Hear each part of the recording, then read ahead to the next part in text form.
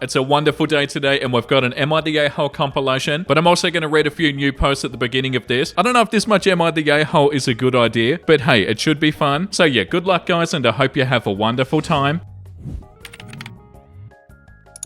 Am I the a-hole for being disrespectful and telling my parents good luck with that when they tried to ground me? I live at home while going to university. I'm in my final year and I have a job lined up after I graduate. My parents have been charging me rent since I was 16. I have a small company that makes me about $60,000 a year. I started it in high school. It's one of the reasons I graduated early from high school and why I got attention from recruiters. My parents said that since I was earning adult money, I could take in adult responsibilities. I thought that was pretty fair, so I paid for all of my own stuff starting at the age of 16. Not university, I got a scholarship, and the rent they were charging me was minor, $300 a month, but I pretty much considered my room to be completely mine after that. I kept it tidy because I like it that way, but they had no say in when I cleaned it, when I did my laundry, other than to not do it at a time when I disturbed the family, for example 3 in the morning. I bought food for myself and I ate when I wanted. They tried to say that I was separating myself from the family, but I saw it more as having my own schedule. This year for spring break I went down to Mexico with friends. My parents were upset because they were hosting a big Easter family get together. When I got back they said I was behaving badly by not being around for a family gathering. I said it was my last spring break in university and that I was not responsible for their schedule. They said I was grounded and I laughed and said good luck with that. I went to my room and I locked the door. They tried banging on it for my attention, but I'm done. My grandfather came over to talk to me later. He's the one who helped me get my company started and he's always there for me. He said that I was being rude to my parents when they were trying to be there for me. I asked him how much rent he charged my mum when she lived at home. He said it was ridiculous to think that he would charge his kids rent. I told him that I'd been paying rent for 4 years. He went into the house and I heard a fight. When he came out he said that I need to treat my parents with more respect, but since they are my landlords, they don't have a say over how I spend my time. I'm avoiding my parents for now and I'm renting an Airbnb right now until I graduate. I took everything that was important to me and I left $600 for the last 2 months I'd planned on being there. They keep calling me, but I'm currently getting ready to move for my new job. I don't have the energy to deal with them. No, I don't feel like you're the a-hole, OP.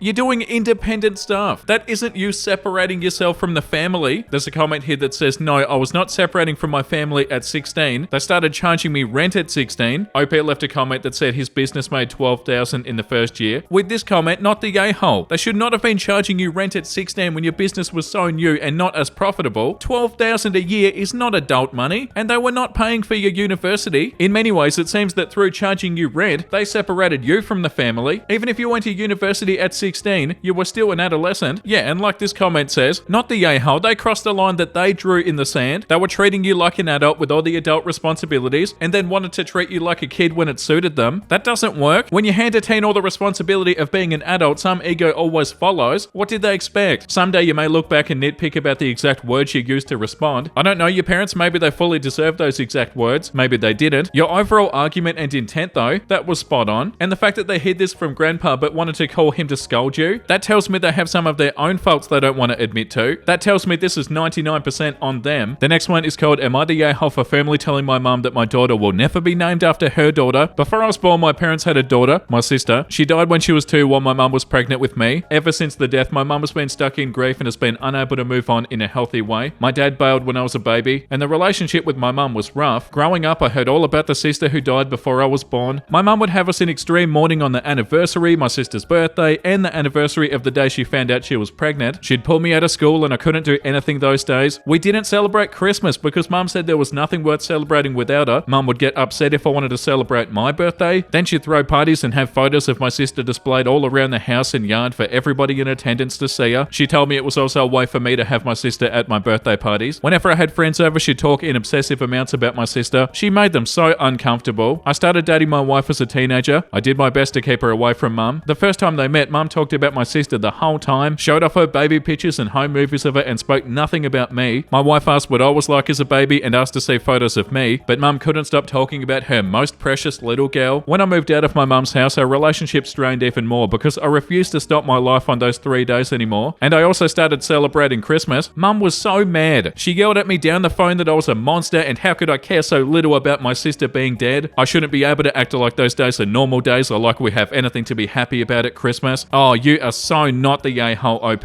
This is awful. We were very low contact for a few years and then she reached out to me and we talked and I told her she needed to get help because I could not live like this anymore, and I couldn't live with the feeling like I didn't even matter to her. She apologized and promised that she would be better, and she was, until now. My wife and I are expecting a baby girl, and a few days ago my mum declared that she couldn't wait to meet baby Ella, Ella being my sister's name. Why would she just assume that you're going to name her the same name? Oh, that's a wild OP. I told her that we weren't using the name, and mum freaked. She told me I couldn't possibly have a little girl and not name her after my sister. Yeah, you can. She told me that Ella deserved to be honored and remembered, and how could I do this to her and to my sister? And where was the love for my sister? I told her to stop. She said I had to use the name and she would tell my wife the same. Her daughter deserved that. I told her that I'll never name my daughter after hers, and after seeing her reaction to me not using the name Ella, that I regretted us even getting back in touch because she'll never stop wanting everything to revolve around that loss. My mum called me an evil bastard for wanting to erase my sister. Am I the a-hole? Of course you're not the a-hole, OP. That's so sad. What the hell? Oh, that's awful. Like what? You should name your daughter after your sister? Does your mum realize that your daughter is going to be their own person too? Not just a way to remember your sister. They're going to be their own human being. They're not going to be a tribute to your sister. Oh, that's awful. And the way that your mum just assumed that you were going to name your daughter Ella. Yeah, of course you're not the a-hole, OP. That's unbelievable. Yeah, the top comment. Wow, this post is just sad. It sucks that your whole life has been about your mum grieving her daughter. It's too bad she didn't let herself enjoy being your mum. You're completely not the a-hole here. This is your daughter, your and your wife's, and only the two of you get to name her. For your mum to have assumed that she would be named Ella and then freaked out when told otherwise just shows you that nothing has changed for her. Keep your distance for your own peace of mind. Congrats to you and your wife. Yeah, that's another really good point. Your wife is also having a daughter. Why should your wife have a daughter and have to name her after your sister? Like, that makes it even more wild that your mum assumed that you would name her after your sister. Think about how your wife feels, and what, they don't have a choice in their own child's name? Yeah, and not only is this situation super sad, OP,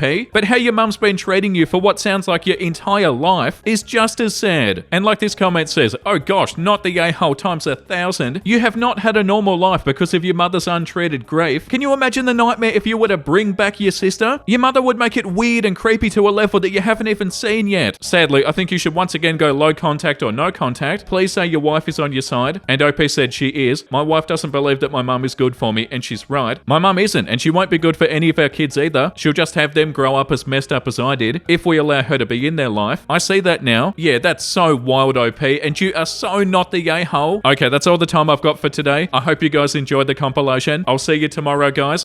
Am I the a-hole for blowing up on my husband's friend after her wife died? My 36 female husband Ian, 44 male, is close friends with a woman named Jenna. They've been friends for a long time, before Ian and I got together, so I know her fairly well too, but we really have nothing in common, and we're not exactly friends. Jenna's wife Laura sadly and somewhat suddenly passed away in March. She was terminally ill but responded to treatment very well, and was expected to survive another 2 to 5 years. She's been leaning on Ian heavily for support, which I understand, but she's been at our house every single day since, and even sleeping in our guest room most nights because she doesn't want to be home alone, which would be okay, except she's getting more and more passive aggressive towards me and weirdly territorial of Ian. Oh god. I've reminded myself that I don't think I could stand to see a happy couple for months if I lost Ian, and to be patient, it's not personal. My birthday was on Sunday. I got home Saturday after a morning out and Jenna was there. I was making small talk when I asked Ian what time he'd made dinner reservations for the next day. Jenna inserted herself right here and asked Ian if he was going to be out the next day, and he said yes. She started panicking and saying that she couldn't and she wasn't ready to spend an evening alone. I was going to tell her she could still hang out here while we were gone, and she looked at me and said, "Don't you have any effing friends you can go with?" What the hell? And I just blew up. Don't you have any other freaking friends you can go bother? And so on. She called me selfish for monopolizing my husband. It's OP's husband. Are you out of your mind? They're not monopolizing him. And I had enough, and I told her to get the hell out of my house and to not come back ever. Ian had been trying to calm things down between us, but it spiraled out of control fast, and he ended up escorting Jenna out and telling her that he'd come visit her in a few days, but he would be backing my decision because of how she spoke to me. I was happy for his support, and I still am, but it's been a few days and I feel sort of bad all around about it. I should have been more understanding of her, but I also feel like she should treat me more respectfully, and I'm not really sure if I overreacted. Oh no, OP, you definitely did not overreact. What's wrong with them? For real? No, you didn't do anything wrong, OP. Monopolizing your husband? Your husband is your bloody husband. Jenna can take a hike. like, for real? How dare she talk to you like that in your own house? Nah. Oh, you're so not the a-hole, OP.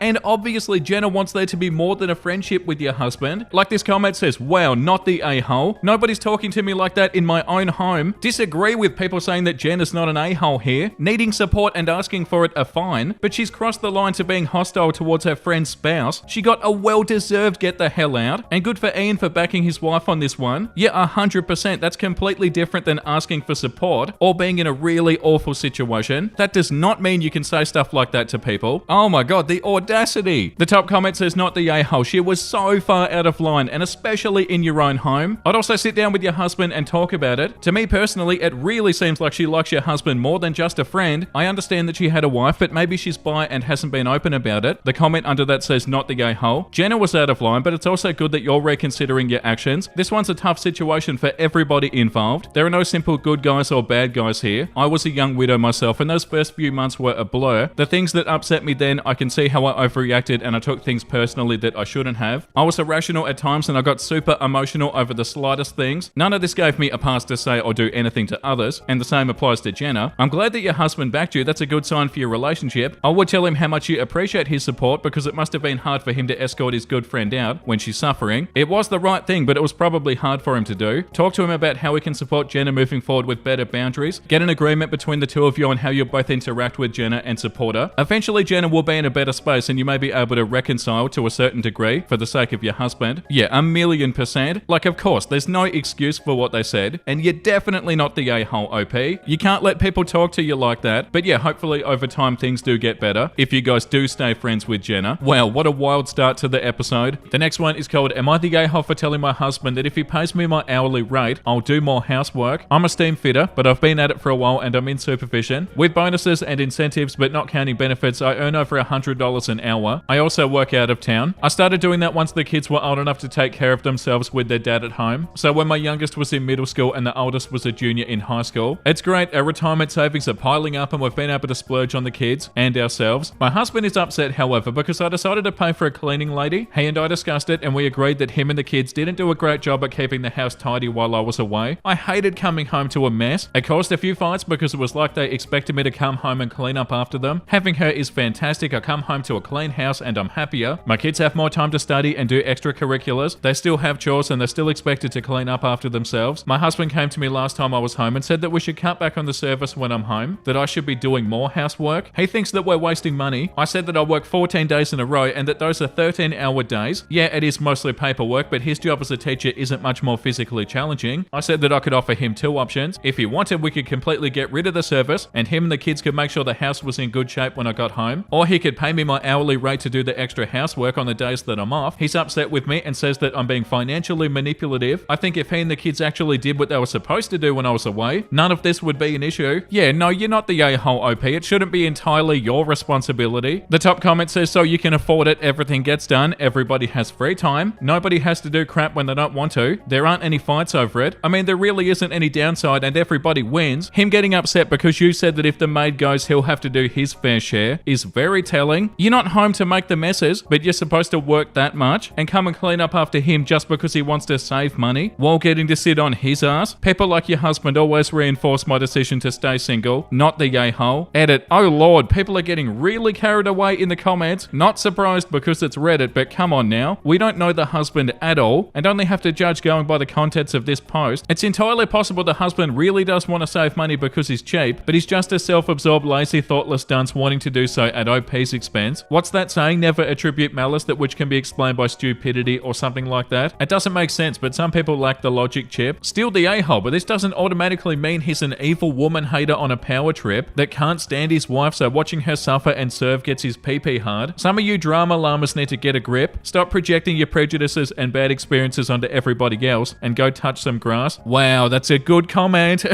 Like, we read a lot of stuff like that. And yeah, you read so many comments, as I'm sure you guys have too, where people definitely do get carried away. And yeah, we don't know these people. So yeah, definitely making a whole bunch of assumptions is never good. But from the information given on the post, yeah, the husband is definitely the a-hole and OP is definitely not the a-hole. Yeah, like this comment says, not the a-hole. A relationship is meant to go both ways. Your husband sounds like he wants you to do all the work without putting in effort himself. Poor form. Yeah, definitely. The next one is called, am I the a-hole for telling my son to pay back the money that he spent on his online girlfriend? I, 45 male, have a son, 16 male, that loves to play video games. I got him a PlayStation 5 for his birthday last year and he plays online with friends. He's been telling me that he's been chatting online with a girl, 15 female, and they've slowly started dating. They don't talk over the microphone as hers broke, and he has no idea what she looks like. I told him to be careful on what he sends her and not to give her any personal information. My son has his own credit card with a limit on it, and I told him to not go over the limit and to only use it for emergencies. I got the credit card bill for this month, and there were charges repeatedly for the game he plays, in charges of $50 to $100. I was furious as he gets gift cards for the games on his birthday and Christmas. I approached him with the bill and I asked him what the charges were. He told me that his girlfriend wanted new stuff for the game and would break up with him if he didn't purchase them. Oh no, it's probably some random person. I told him that I would pay the charges and he'd have to pay me back the money. I told him that there were many jobs that would hire him. He got angry with me that he wouldn't have time to work as he plays sports and school. I told him that if I was able to balance working and school, he would have no problem doing it. I took his credit card away. He's not speaking to me now, only if it's in regards to being picked up or needing a ride to see his friends. He's mad that I'm making him pay the money back and get a job. Am I the a-hole for telling my son to pay back the money he spent on his online girlfriend? No, of course not, but more so to the point, your son is being taken advantage of, OP. It's probably not a 15-year-old girl. Your son hasn't even seen what they look like. And of course, anybody's not going to break up with somebody if they don't buy them something in a bloody game. Your son is getting scammed. And the fact that your son thinks he has an online girlfriend, like even from reading this, I'm almost 99% sure that he doesn't. It's just somebody taking advantage of him and trying to get money and stuff out of him. The top comment says, your son is 100% being scammed here. There's no girlfriend and you desperately need to step in and stop this situation. And OP said, I will. I have spoken to him about the dangers of scammers online before. I'll have him block all communication if they're still chatting. And like the comment under that says, lol, her microphone is broken. That's because it's a man. Haha, not the a-hole. You did the right thing. He's getting catfished big time. Yeah, 1,000,000% that's what's going on. Oh no, my microphone's broken. Can you please buy me stuff or I'm gonna break up with you? Yeah, that's not a 15-year-old girl. There's another comment here that says not the a-hole. Well then no, you're not an a-hole. But I'm a bit concerned that you are as a parent. Not concerned that you're not more concerned about your son being catfished and not confident in this decision. Info, is somebody saying that you are an a-hole for this other than your son? I would imagine that most parents will be pretty confident in this decision. And OP said he's complained to my parents and my mum is telling me to lighten up on everything. Yeah, that's not the answer. His mother is no longer in the picture. I definitely will have to rethink everything. Yeah, like the comment underneath says, your mum probably doesn't understand the internet enough to realize that this 15-year-old girl is probably not a 15-year-old girl, but an experienced scammer. Yeah, good luck on putting a stop to all of this, OP. And do not listen to your mum and lighten up about this unless you want to have all of your money stolen. But yeah, you're not the a-hole, OP. The next one is called, am I the a-hole for not returning money my ex-husband sent to me mistakenly? A few days ago, my ex-husband mistakenly transferred two payments of $8,700 and $9,275. Okay, so I am assuming that it's dollars. He did this around 7:40 a.m. in the morning, and I didn't notice because I just worked a double night shift and I was getting ready for bed. So my phone was charging on the nightstand. At the same time, my 4 children were at my parents', so I planned to sleep away half the day. I guess he realized his mistake around 8:30 a.m. and by then I was deep asleep. I woke up at around 4 p.m. to at least 100 missed calls and maybe 150 messages asking and begging him to send back the money. My initial thoughts were to send it back, but then I remembered he owed me $12,000 and hasn't paid me back since I lended it to him 4 years ago, and he's had a million excuses why he can't pay me back, and yet I always see him living it up. I kept the amount that he owed me and I only returned $5,975, and I told him I deducted his debt. Since then, I've had him call me every name in the book because this was apparently money that he was saving to buy his girlfriend an engagement ring and also pay for the engagement venue, etc. So according to him, he had to tell her. This then led to it ruining the surprise engagement that he planned for the next weekend. His girlfriend has been bad-mouthing me and it's caused a bit of a crap storm with me having to shut down my social media, and even his parents, who I had a cordial relationship with, have been impacted by it. I discussed the situation with a friend and a colleague, and it was overheard by another colleague, and he's called what I did a ding-dong head move, and I guess he shared it with a couple of other people, and now I'm not so sure on whether I'm being an a-hole or not. Is this an a-hole move? Edit, the money was loaned to him after our divorce. We've been divorced for 7 years, and I loaned him the money 4 years ago after he'd lost his job and fell behind on bills and his rent. This has nothing to do with child support payments, of which he's also behind on, and that's being handled by family court and the child support company. There are messages of him asking for a loan, and it included a repayment plan and a time frame, but he never stuck to it, so there is a legal trail if he ever decided to involve the law, but I still seriously doubt that he would because it would cost him way more to sue me, and I think I would have won in court since I only deducted his debt to me. Yes, he is the father of our 4 kids. I also didn't deduct the overdue child support payments because that's being handled by the courts, and I don't want to muddy the water and get myself into trouble. The child support company is aware of his arrears, and if I'm not mistaken, he'll need to start paying soon or they'll start garnishing his wages. Edit 2, yeah, I could have sued him for the debt, but it would have cost me way more to hire a lawyer. Suing somebody isn't cheap. Lawyers cost real money and a lawsuit takes real time. Edit 3, when I say then I remembered he owed me money, you have to understand I'd just woken up after working a double shift, I'm a nurse, and I was still kind of exhausted when I woke up. I could barely remember my own name, let alone anything else, so my initial instinct was to return the money, but I quickly got to my senses. Yeah, okay, so that definitely is a bit rough, but he 100% brought this on himself. You know, like you can't really argue with something like this, OP.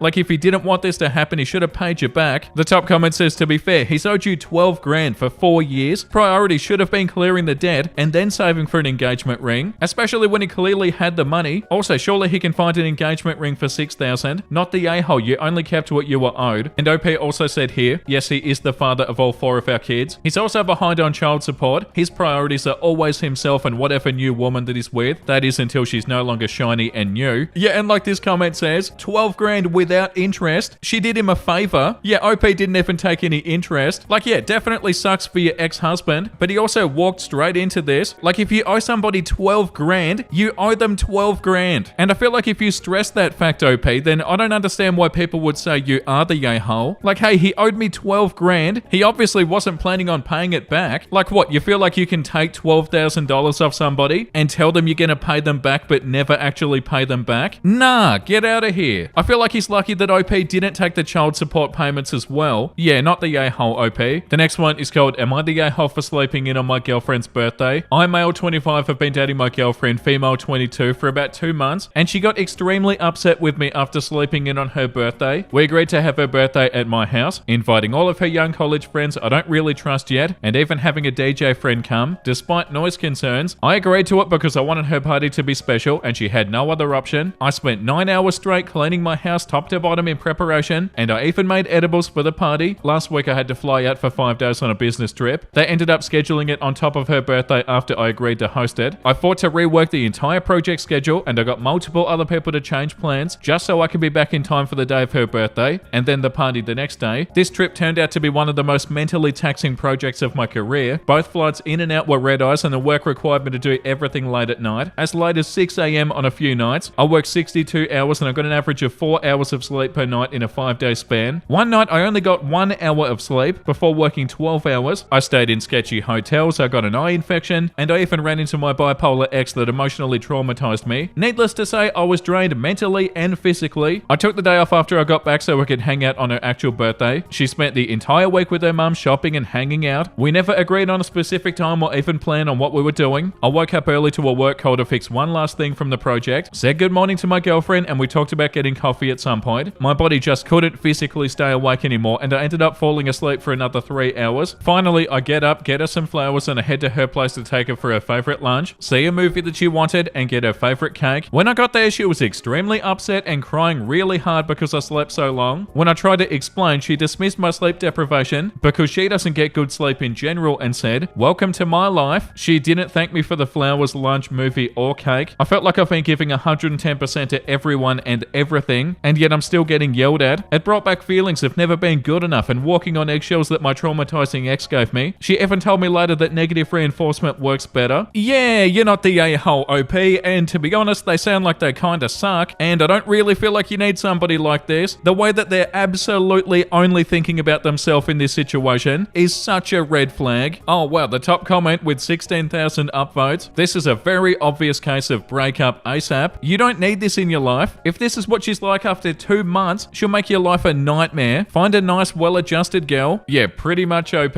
Like, you're obviously super thoughtful. You're going to huge amounts of effort for this. And what, they're upset because you literally couldn't stay awake? Nah, you don't need stuff like that. The next one is called, am I the a-hole for ruining a family dinner because of my golden child sister? I, female 17, have a younger sister, Emily, female 16. Even though they don't say it explicitly, Emily is obviously my parents' favorite child. I can understand why they're proud of Emily. She is a straight-A student, has the lead roles in student theatre, swims competitively, is popular at school, and very, very good looking. Also, by the way, this one's labelled as a-hole a-hole. That's kind of a rare occurrence at the moment. I, on the other hand, am probably more plain. I work hard at school, but I'm not as outgoing or intelligent as Emily, and I don't excel at any extracurriculars like she does. My parents always celebrate Emily. We have certificates of her work on the fridge, always have outings and meals to commemorate her achievements, and attend all of her swim events and plays. I know my parents love me, but I don't get close to that level of attention even when I do work hard. The other night we went out with my parents, uncle, aunt, and cousins. We'd just been to one of Emily's shows, and she recently got accepted onto a summer scheme that she was wanting to complete. The whole meal revolved around discussing Emily and how proud everybody was of her accomplishments. I don't think I was mentioned once. I'm usually more reserved, I'll just bite my tongue. But midway through the meal I shouted out, maybe if you paid more attention to me and not just your golden child, you'd have more things to celebrate. Everybody just sort of went silent, and my mum said that we discussed this when we got home and not to ruin the meal. Emily looked shocked and close to crying. To say the rest of the meal was awkward would be putting it lightly. When we got home, my parents shouted at me for embarrassing them and said that Emily deserves to be celebrated, and that if I did something that merited celebration, I'd receive the same treatment. I said how unfair this was and nothing I do gets recognized regardless. Emily joined in and said that she works hard and deserves to be recognized for that, and as the older sister, I should grow up and actually work for once if I want her success. I haven't spoken to Emily since then, and my parents are still annoyed at me for ruining the meal. Am I the a-hole? Yeah, I don't know. I don't feel like you should have done that in the way that you did that at the dinner, but yeah, it also sounds like your parents are kind of a-holes. The top comment says, I feel for you because I once blew up because I didn't get a big graduation party like my sister, who everybody loves and even flew internationally to attend, but it was after I said I didn't want a big party because I'm really uncomfortable being in the spotlight. So yeah, I understand the conflict in one's mind, but you have to be realistic. It's not your sister's fault that she's accomplished. If you both achieved the same thing and they celebrated her and not you, then yeah, that would be crappy parenting. But ignoring her achievements just because you didn't achieve similarly, that would also be crappy parenting. You were rude and you were unkind to your sister, who has done nothing but exist as herself. I hate to say it, but those of us who are quiet and don't focus on distinguishing ourselves simply don't give people as much material to work with when it comes to taking an interest and celebrating. You the a-hole, you deserve to be the focus of praise and interest some of the time, but if you don't do things that can be highlighted as different from the daily grind, that's probably going to be limited to your birthday and hitting standard milestones, like graduating high school or getting a new job. Yeah, and then also like this comment here, how old are people here? Celebrate your children regardless. Celebrate big wins and small wins and everything in between. Wrong for the outburst being at dinner, but to everybody saying you haven't accomplished anything so you shouldn't be celebrated in any way, yikes, I hope you're teenagers who haven't emotionally matured yet. Yeah, that's right, they definitely deserve to be celebrated, and it doesn't mean that you have to bloody achieve something for your parents to give you attention. That's not right either. But yeah, they're definitely the a-hole for acting the way they did at dinner. That was not the way to handle it. So yeah, in this situation, I do definitely feel like you are the a-hole. But like every single post on here, it's a lot more complicated than that. This comment here, you the a-hole. This golden child phenomenon seems to be rampant on this subreddit, but I think it speaks more to one person's insecurity than it does to favoritism. Though whether true or not, this wasn't the place or method to address your feelings appropriately. The next one is called, Am I the a-hole for cheating my co-worker out of a free meal? I, 28 male, work with this woman, Lydia, 24 female, who has a very annoying habit. She has a dating profile that she uses specifically to lure guys into buying her expensive dinners at restaurants that she wants to try, and then she ghosts them after. Lydia brags about this all the time and is never interested in actually dating, but she'll act like it to sell it. I can't stand this because it's playing with people's hearts, but Lydia thinks of it as a life hack to try food or drinks that she otherwise couldn't afford. My friend Daniel, 32 male, is also on dating sites, but for the right reasons. His late wife died a few years ago, and he's just started jumping back into the dating scene. Daniel's a very sweet guy, and I really want him to find a great lady for him. A few days ago, he texted me asking if I knew Lydia. They matched and they got to talking about work, which is how we found out that we worked at the same place. I told him all about Lydia's BS with the restaurant thing, and I made it very clear to him that he would do best to drop things with her early on. Daniel said that he'd probably still do the date, but asked for separate checks. Well, they went out this past weekend, and on Monday, Lydia came into work very upset. I asked her how her date with Daniel went, and she ripped into me asking if I was the one who told him not to pay for dinner. Apparently, she had Daniel take her to a high-end steakhouse, and she ended up splurging. She got a drink, a full entree with a side, and a dessert, where Daniel just ordered a sandwich and a salad. Her bill alone came out to like $70 or something, and she was almost in tears at work as she didn't expect to pay for it, and now her car was low on gas. I got a little upset too as she tried to use my friend as a literal meal ticket, but somehow she doesn't see it that way. Daniel told me later the date was going kind of well, until he asked for separate checks, and then Lydia just got weirdly cold. So now Lydia's mad at me because I told somebody about her little tactic, and it backfired on her. I don't feel like I did anything wrong since it was a grieving friend I was protecting, but some other people we work with said I should have stayed out of it because it was none of my business. No, No, nah, definitely not, OP. Obviously you're not the a-hole. That's so stupid and sad. And yeah, of course Lydia acted super cold as soon as she found out she had to pay, because that's the only reason she was going on a date. Yeah, like the top comment says, not the a-hole. Her luck finally ran out. I question why Daniel still went ahead with the date after you clued him in, unless it was to show her up, in which case fair play, it's my kind of petty. And OP said he did because it's been a while since he's dated, and he wants to get more comfortable with dating again after his wife died. I tried to talk him out of it altogether, but he said a first date would be good for him regardless. Yeah, no, you're not the a-hole, OP.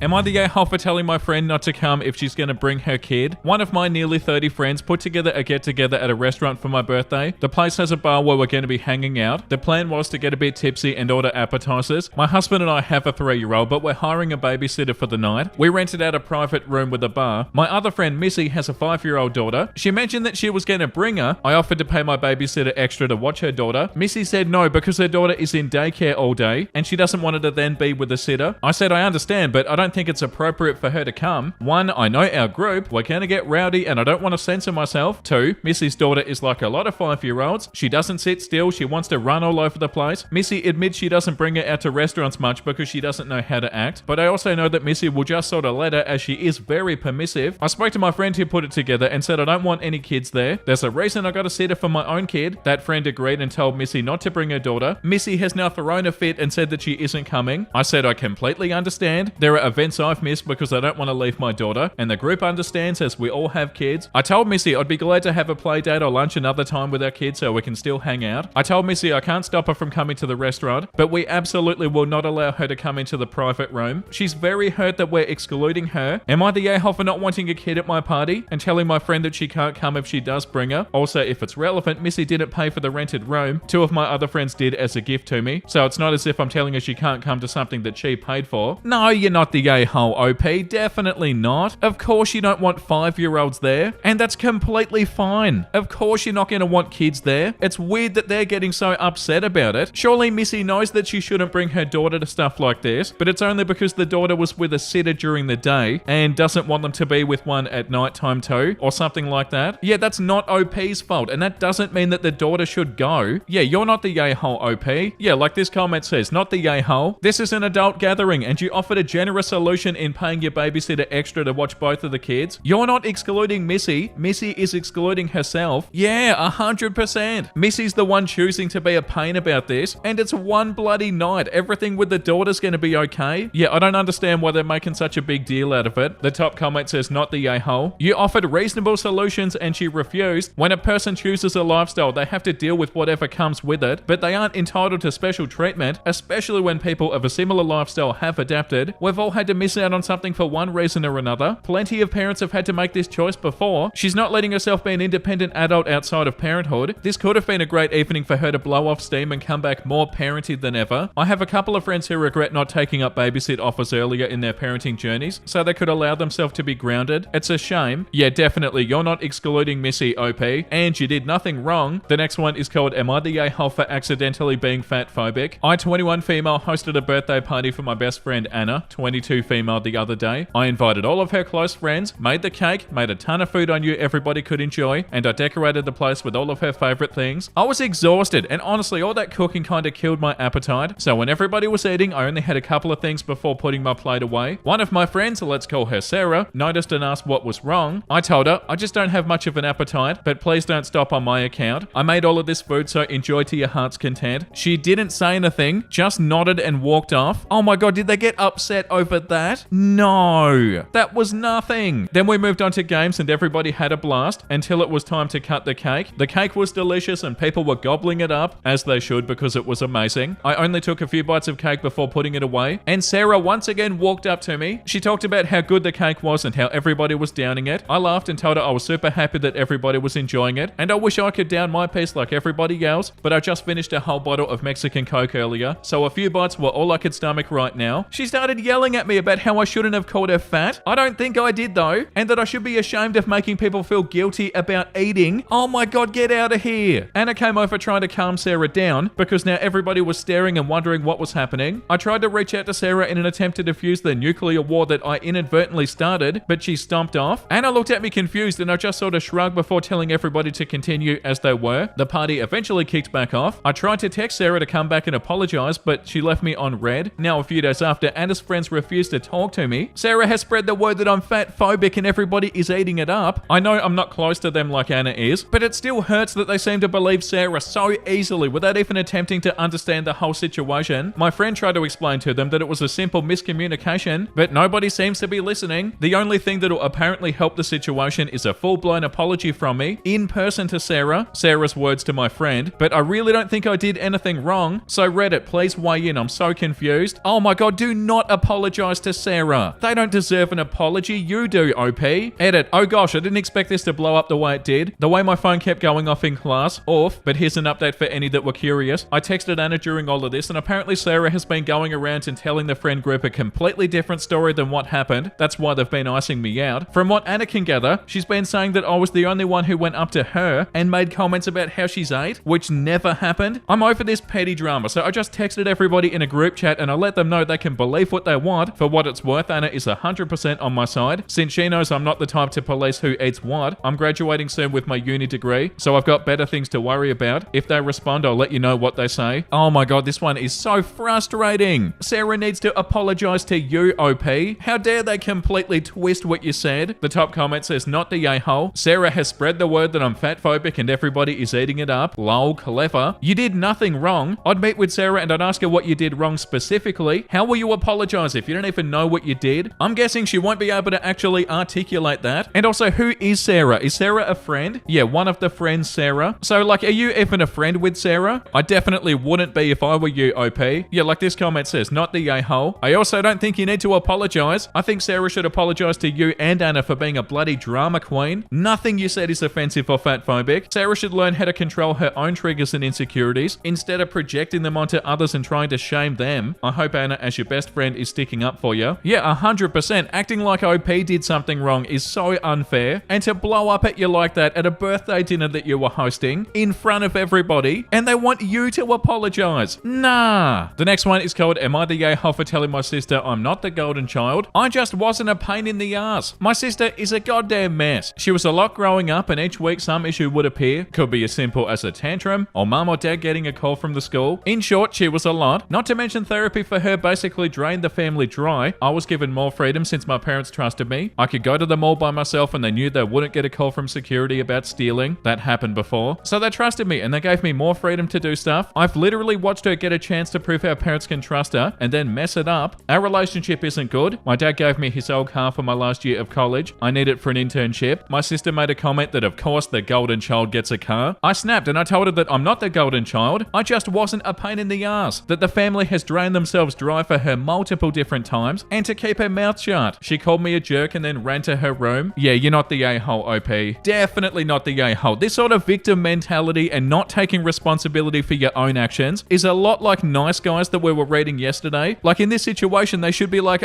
you know what, maybe my behavior has something to do with this. But no, that's actually hard and it's easier to get upset and blame everybody else. Like how Nice Guys blame women and Chad for their own issues. And like this comment says, not the a-hole, my brother does the same crap. He's constantly late to literally any event or dinner, etc. He lies about our family to make himself look like the poor abandoned child that nobody wanted to his friends on the internet, like he's a black sheep dying for the love and affection that he never received as a child. He complains that our dad bought me a car and ignores that he also bought him one, and goes on and on about me being the golden child and him begging for scraps to anybody who's gonna listen. Some people just live in their own reality. I suggest you ignore it and move on with your life. In my experience, it never gets better. Toxic people don't want to improve. They want to push your buttons until you lash out so they can point a finger and say that they were right all along. Yeah, 1,000,000%. Upset you to the point that you get angry and then be like, see, it's all your fault. The top comment says, I'm almost 50 and my brother still calls me the golden child. He spent his childhood playing truant, getting picked up by police, stealing from family and ending up in boarding school. Our mother wasn't the best. She was a very self-absorbed person and my brother has the same personality. Our dad was always at work but did his best when he was at home. I have told him that I am the golden child, not because they actively favored me, but because I wasn't in trouble every single day, and as an adult, I'm the responsible adult helping them. Not the a-hole. Hard truths need to be said. And OP said, I don't get why she doesn't understand that her actions greatly affect how she was treated. Like seriously, she'll give me an example. And my first thought is, didn't you do something crappy a week before that? Yeah, you're not the a-hole, OP. The next one is called, am I the a-hole for thinking my girlfriend is a social climber? My girlfriend and I have been together for about 8 months, and since then, there have been multiple occasions where I've ended up feeling frustrated due to this kind of behavior. For context, we work in the same industry, so this makes a lot of my meetings and connections desirable for her. Most recently, I had an important meeting with a potential new agent. It was my second meeting and he was coming to meet at our house for a chat. Then me and the agent, planned to go out to dinner. My girlfriend came home during the meeting, said hello, and then pulled up a chair and said, I'm so hungry, what are you both up to? Are you going for dinner? This threw me a bit. I was a bit lost for words, and after a bit of awkwardness, the agent said, we should all go for dinner. At the dinner, she spoke about herself. She exaggerated a few things to look more impressive, made it clear that she was agentless, and would randomly bring up that she did great work today, etc. I will say she comes across very lovely and very sweet, so of course the agent ended up being interested in her. When we were leaving, he wanted to meet up with her in New York. At dinner, she said, I'm in New York next month, despite it not actually being confirmed, and then it became awkward as she had to admit the New York trip didn't have dates yet, and it wasn't 100%. When we got home, I just said that something didn't feel right, and I didn't expect her to come home and do that. She got upset and defensive and would say stuff like, I just won't talk to anybody in the future, which definitely feels a bit manipulative. Oh yeah, that's definitely what's going on, OP.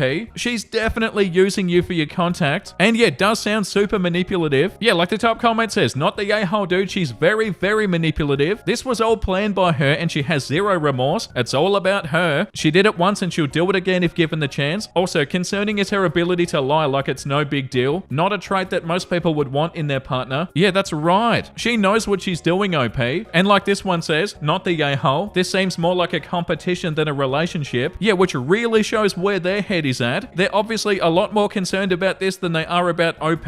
Yeah, and this one too. Not the a-hole. She knows what she's doing. Your instincts are correct in the last line. I just won't talk to anybody in the future. That's trademark BS to hide any trace of an ulterior motive. I think this is something you should dig into. It's the agent today. What about tomorrow? Not usual behavior from a partner. Yeah, that doesn't sound good, OP. Am I the a-hole for telling my mum that she doesn't get to make the rules? I, 17 male, live with my 3 brothers, 15 male, 13 male, and 10 male, and my ma, 40 female. We're not very well off. I pay almost half the rent. I pay for groceries more often than not, and I juggle having a job, going to school, and raising these 3 kids, one of whom is disabled. I say raising because my ma, between having 2 jobs and basically never being home, doesn't contribute. She's gone by 8 a.m. and usually not back before 10 or 11 p.m. In the past year, she's been home even less, getting home later and later. I'm pretty sure she's out drinking. The fight went like this. My ma came home last night a bit before 9 p.m. for once, instead of 11 or later as she has been doing. 15 male came out of his room to say hi, and 13 male was already on the couch reading something for school, so she hugged them both and said hi, and said that she'd stop by the gas station to buy us all something and gave us all a candy bar, which was cool of her. Then she asked where 10 male was, because she wanted to say hi to him. Now, I've practically raised these kids on my own for years now, and I do my best. On the very rare occasion that my mum comes home early, she usually just goes to bed. I have 10 male go to bed at 8 p.m, which I don't think is unreasonable, and I let the other 2 stay up until 10 because they're older. We all eat dinner at 6, we get home from school around 4, and have a pretty clean routine altogether. Now, my ma was asking where he was, so I told her he was asleep. She asked me why. I told her it's past his bedtime. She told me that he didn't have to go to bed that early. I told her he did. She told me no, he didn't. Said that we could all stay up until 10. I said that doesn't work, and she told me she's the parent and it does work. And then she said it isn't my place to micromanage the other 3. She said her kids, her house, her rules. And then she exploded that I could stop being such a control freak because it wasn't my place to do that, or to have signed 13 male up for soccer, or to have repainted the fence, or to have taken 10 male to the doctor some weeks ago, or any of the things I've been doing without even asking her. I told her it's also my house. I pay a lot of rent and they're basically my kids because she's never around, so it's more my house, my rules if we want to play that game. I told her she wouldn't even know what works for 10 male because she's too busy to know him. I told her I might ask for her input if she ever was around, but she never is, so I don't give a crap how she thinks I should raise these kids, and she doesn't get to have a say in it. Not anymore. She broke down crying and called me ungrateful for all that she does, said that she doesn't know where she went wrong and then left the room. She either went to her room or she left the house. I don't know and I don't care. She's an adult, it's her life. 13 male said I'm a ding dong for making her cry, and 15 male left the room a minute later, saying that he was going to bed. So Reddit, am I the a-hole for telling my mother off? Edit, holy crap, this blew up, some clarifying points. 1, I don't hate her. Some of y'all be out here here dramatic AF. Number 2, I go to school 8 to 10. I work 10 to 4. I pick my brothers up and maybe work a night shift. If you want my schedule and more details, look at my comments. Number 3, we're not struggling financially, but we really would be if I didn't contribute. Number 4, I'm not saying she doesn't contribute at all. I'm saying that she doesn't contribute to raising her kids. Number 5, I plan to eventually take custody. Yeah, no, you're not the a-hole, OP. It's another situation of bloody parentifying. Yeah, the top comment, not the a-hole. You're being parentified, and that's child abuse. Your ma sucks, and I'm sorry you're going through this. Your brothers will understand when they're older. Yeah, and like this one says, your mum doesn't get to have you raise her kids and then attack you for how you choose to do her job. Not the a-hole, man. I wish you luck. The next one is called, am I the a-hole for going directly to my stepsister and telling her that she can't have my Simba stuffy? When I 16 male was a baby, my dad bought me a Simba stuffy. My dad was really into The Lion King, and it was a movie that he introduced to me really early and a movie we shared a love for. I used to dress as Simba for Halloween, and I had Simba cakes for years. Simba was my favorite toy and always made me think of my dad. He died when I was 8. My mum remarried less than a year later to Nick. Nick had a baby daughter when he and my mum got married. She doesn't see her mum, so we have lived together 100% of the time since mum and Nick got married. She's obsessed with me. I'm a little bit more mixed. She can be cute or sweet or whatever, but sometimes it does get on my nerves when we're called siblings, and she'll call Nick our dad, and correcting her usually comes with being scolded by my mum and Nick. Oh, nah, that's not right. Because they said she loves me and wants to connect us more, which I should appreciate. She also gets upset when I go to see my grandparents and my aunt and uncle because she gets left behind. My grandparents and my aunt and uncle are my paternal family, so my stepsister isn't related to them, and I don't want to bring her along because I barely get to see my family anyway. My mum has encouraged me before to bring her along and show her she's my real sister, but I don't think of her that way, and I never have, even though I know she thinks of me just as her brother. I say all of this because maybe it'll be relevant here. I no longer sleep with my Simba stuffy, but I keep him in a shelf across my bed so that I can see him when I'm in bed and he's close by. I also have a clear box for him so I can still see him, but he's clean and stuff. My stepsister has wanted him for months now. Mum and Nick have both taken Simba down from the shelf and out of the box to give to her, and I had to take him back. I asked Mum and Nick to respect my no. They say that I should share, and my stepsister would sleep with him instead of leaving him on a shelf. Oh my god, get out of here. They don't care about it being something I treasure from dad. So one day my stepsister was really annoying me about it, and she kept on bugging me to let her have Simba, and that she'll take good care of him and I can see him whenever I want. I told her no, I do not want her to have him. He's special to me because my dad bought him and my daddy's gone. She said that if our dad bought him, then we should share. I said, Nick is not my dad. My dad died and he bought me Simba, and I want to keep him just for me. She got upset and asked if I didn't want her to ever have him, and I said yes, I don't want her to ever have Simba. She was devastated, and my mum and Nick were furious, and it got worse when she said that I'd be mad if she ever had Simba again. I had to hide Simba away from everybody because of this, which has made me very resentful of all three of them, even though my stepsister is young and not really to blame, but I hate not seeing him every day. My mum and Nick think I was wrong to directly address my stepsister on this. Am I the a-hole? No, you're not at all, OP, and your mum and Nick are so bloody wrong. Oh, they sound so frustrating. They're being giant a-holes, OP.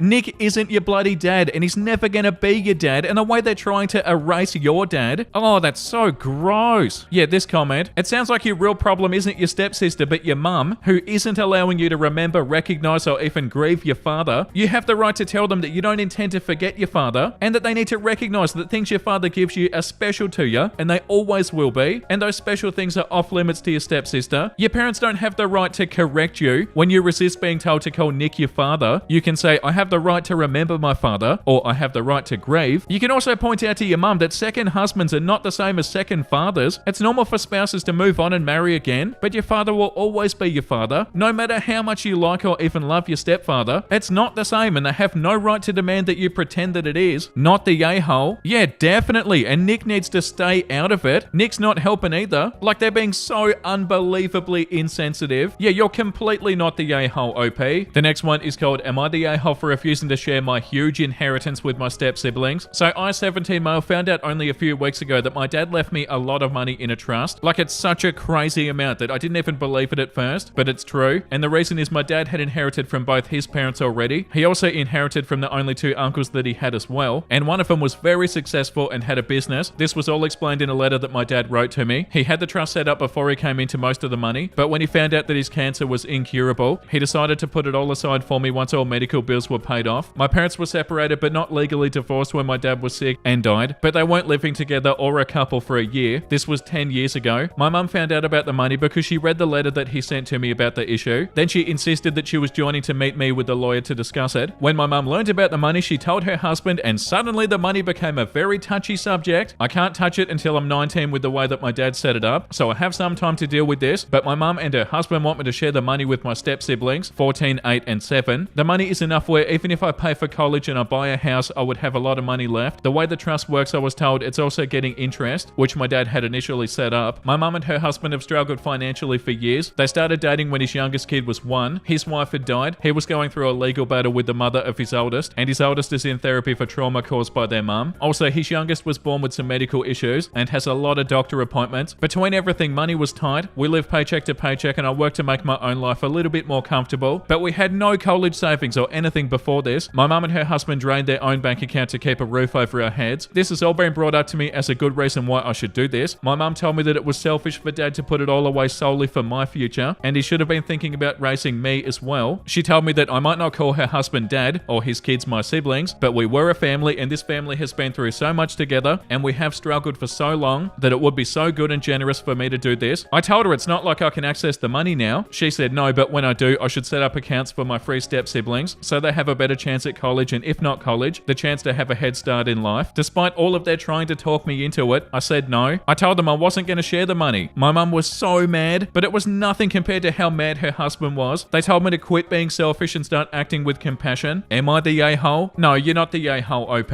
Your dad wanted the money to go to you, so it goes to you. Your mum's new husband shouldn't feel entitled to it either. Like, obviously, I don't know how much money it is, but also how much money are they asking for? Like, obviously, a lot. The top comment says, not the a-hole, but get the hell out of that house. Is there a sibling of your dad you can move in with? Invest every cent of that money, though. Talk to a financial advisor. Also, make sure to keep your birth certificate, driver's license, and any other IDs and documents so they can't hold them over your head. The comment under that says, not the a-hole. So your mum's new husband is mad that you aren't giving money to his children with your mother. This money came from your father. That was not their father, it was yours. This is who your father wanted the money to go to. Explain to your mother that if they're going to punish you for doing exactly what your dead father wanted, they can go fly a kite. Mum should also ask a new husband to stay out of it. He isn't your father. And OP said underneath, his children are with his late wife and his ex-wife. None of his kids are my mum's kids. Oh my god.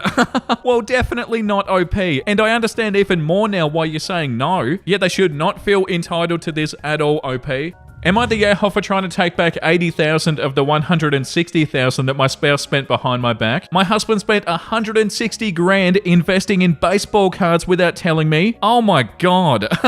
I shouldn't laugh, but that's unbelievable. During this same time, he would get mad at me for spending money on meal plans or salon services. I would get yelled at for my disrespectful spending and my financial goals not aligning with his. So he'd say, he did most of this spending on his personal credit card that he paid for with our joint account. For a long time, I didn't have access to our online banking, so I didn't see the amounts that he was paying in his credit card. Whenever I would question a $2 or a $4,000 payment, he would have some excuse and say that it was on the family or groceries. He would refuse to show me his statements. Okay, so I know we only just started this one, but how are you going to be the a-hole in this, OP? One time driving to lunch, he mentioned how my friends owed him for the concert tickets I had to use his card to buy. I agreed to get the money from them. In mentioning the card though, I remember just seeing another $4,000 payment come out of our joint account. This was after 2 months ago when he promised he had a $2,000 balance and he was going to pay it off and stop using it. So I asked him, I thought it was going to be paid off a couple of months ago. That was all it took. He launched into me about how I ruin everything. We can't just enjoy the day. This is why my relationships never work. On, and then dropped me back off at our house and left. It was this outburst that made me realize there was more going on. Yeah, definitely. After lots of back and forth and digging and finally getting him to give me access to his credit card statements, I added up $160,000 in 3 years that he spent. I already realized the financial abuse that's taken place on many levels, and there's so much I'm not including. During all of this, my husband met up with a divorce lawyer and then begged me for another chance. That was about a year ago. We are still together, but as you can imagine, the financial issues are only one of many issues that we have. At the time, I realized what he had spent and that I was so ill-prepared for a divorce, I started transferring money from my joint account to my personal every month. My goal over time is to take my half back, $80,000, and invest it how I want to. He was of course mad, but I pretty much said, oh well, he should have considered me when he spent it, and I was only correcting a wrong. Recently, he made sure sure that the money wasn't in the account when my transfer was scheduled. He did this 2 months in a row and said I could no longer do this. I waited for the money to be there and I did the transfer anyway. He went nuts, telling me I'm a rat. He's selling the house, dissolving our business. He said it's wrong for me to go tit for tat and that I should let it go. The money's just sitting in my account as I haven't spent any of it. Am I the a-hole for trying to take my half back over time? No, you're not the a-hole, OP, but don't stay with somebody who calls you a rat. Oh my god, that's so awful. But yeah, of course you're not the a-hole, OP. The top comment says, info, have you actually seen this baseball card collection? I mean, it sounds like he was spending it on other stuff. In addition, I would insist on the receipts, not just the credit card. I'd Google the business on the CC as it sounds like he was spending it elsewhere. Aside from that, dump him. Claw back your money in the divorce and live a better life. I all but guarantee that his divorce consultant told him that you wouldn't pay him alimony and that you had grounds for financial abuse and mental cruelty, not the a-hole. And OP said, yeah, the cards are everywhere, organized in sleeves and boxes. He has many of them PSA graded. I checked all the companies on the statements I was unsure of. Most were grading companies or sellers. Wow, imagine spending 160 grand on graded baseball cards out of a joint account that you have with your partner. How could they ever feel like they did the right thing? That's awful. And yeah, of course you're not the a-hole, OP.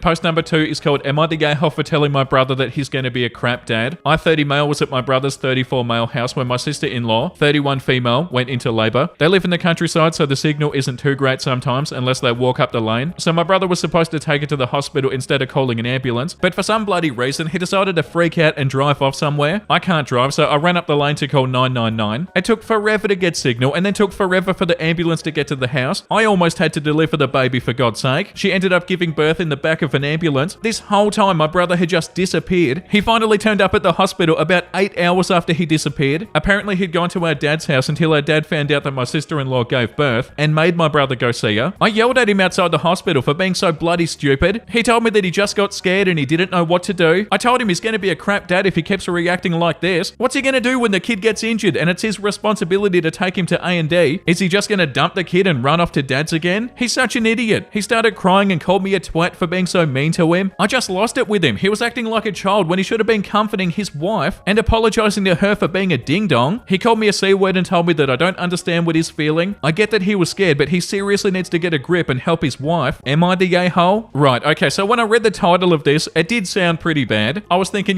maybe they are the a-hole for telling their brother they're going to be a crap dad. But in this context, I don't feel like you're the a-hole, OP.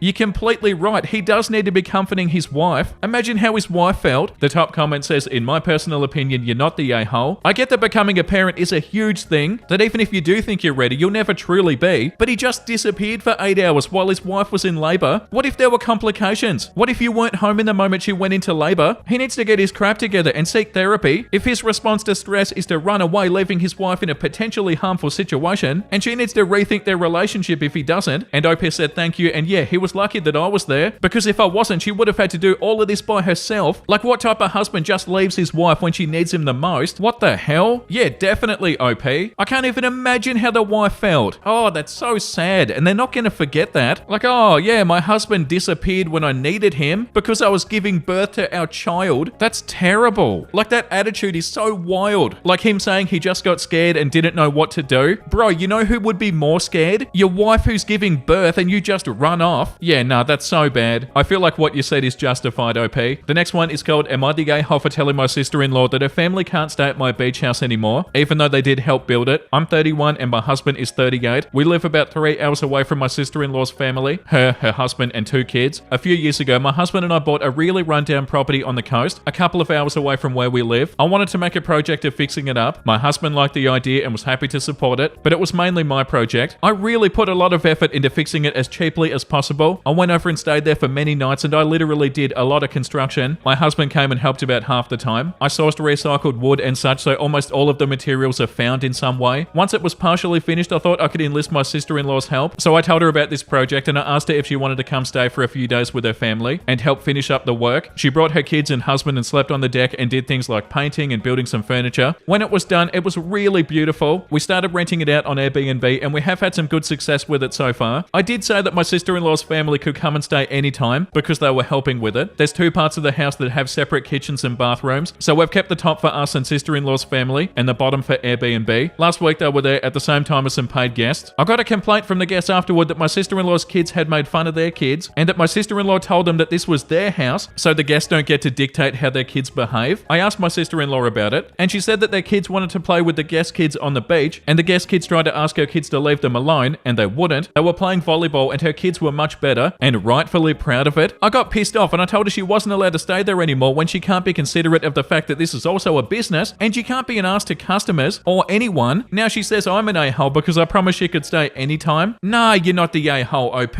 Like, yeah, you said that they could stay, assuming that they're not going to be a-holes to the guests. It's a consequence of their actions, and that's all it is. They messed around and they found out. Like, that's so not okay, and they could definitely give your Airbnb like a bad reputation, and you do not need that, OP.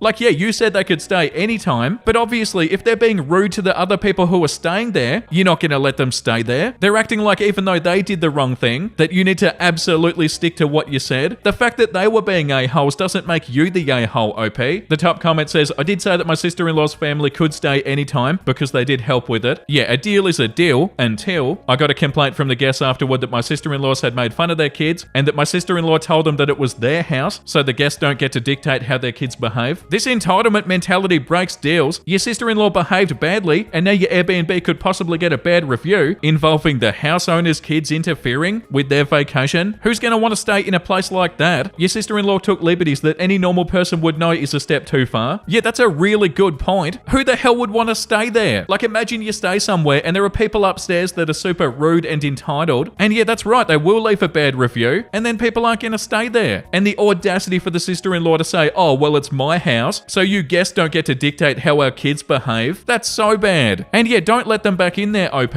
You're not the a-hole. The next one is called, am I the a-hole for naming my son after my father instead of my father-in-law? I, 26 female, recently had twins with my husband Harry, 30 male. I love my baby so much, but the labor was a nightmare. It was extremely traumatic for my husband and I, and we've agreed that we're definitely not having any more kids. I was laboring for 2 days, and during the process, we kept our families updated. When they were finally able to visit, my parents and my in-laws came to see us. Everybody was fussing over the babies, and my poor husband, who only had about 4 hours of sleep for the whole 2 days, was napping. My dad, however, sat by me first and just held my hand for a bit. When I told him to go get some cuddles in with the twins, he said, I'm here to see my baby, meaning me. It was so sweet, and I started tearing up. I didn't even realize how invisible I felt when my husband was sleeping, and my dad was there to make sure that I was being taken care of. He took me down to the hospital cafe and we had breakfast together while the babies were with everybody else. I kept on thinking about what my dad did for the next few days, and I decided that I'd give my newborn son my father's name as his middle name. My husband was totally on board with this. However, this is where the problem began. We knew my father-in-law would be pretty pissed off at this. He always wanted a grandson named after him, but it was pretty clear now that he won't get one. He has 2 sons, my husband and his younger brother, and my brother-in-law is gay and currently says that he doesn't want to adopt kids in the future. My father-in-law is also one of those people who cares about bloodlines, so I don't think he'd want an adopted grandson named after him. Messed up, I know. My husband has a complicated relationship with his father, so he wasn't comfortable naming our son after him, but we agreed to give them the same initials so they'd both be AHD. He accepted this, but when he found out that we were switching the middle name for my father, he lost his mind. He said that this was something he always wanted, and we were throwing it in his face by giving the baby my father's name as his middle name. I tried to explain why, but he cut me off and said that it was absurd to expect somebody to check on me when there were babies that had just been born, and my father shouldn't be rewarded for ignoring his grandchildren. Oh, get out of here, dude. I tried to explain that it's more than just the moment because my dad has been my best friend for my whole life, but he didn't want to hear it. Mother-in-law is saying that we're the a-holes because my dad doesn't care about any grandchildren being named after him, but my father-in-law always wanted it. Yeah, but that's not the point. According to her, we're taking something away from him just because my dad chose to do something unusual, which to them was ignoring the babies until he was satisfied with me being okay. He did not ignore the kids. He got plenty of cuddles in when we got back from breakfast. My dad is honored by our choice, but thinks that we shouldn't have done it because of what it means to father-in-law. Am I the a-hole? Why are they saying that it was unusual for your dad to check on you? There's nothing unusual about that. Your dad sounds like a legend, OP. And from just the in-laws' reaction to this alone, they're showing plenty of red flags. And how bloody self-centered of the father-in-law too. You had this beautiful special moment with your dad, and the father-in-law's like, oh nah, that's unusual, and saying that he was ignoring the kids and turning it into a negative thing. That says so much more about the father-in-law than it does about your dad, OP.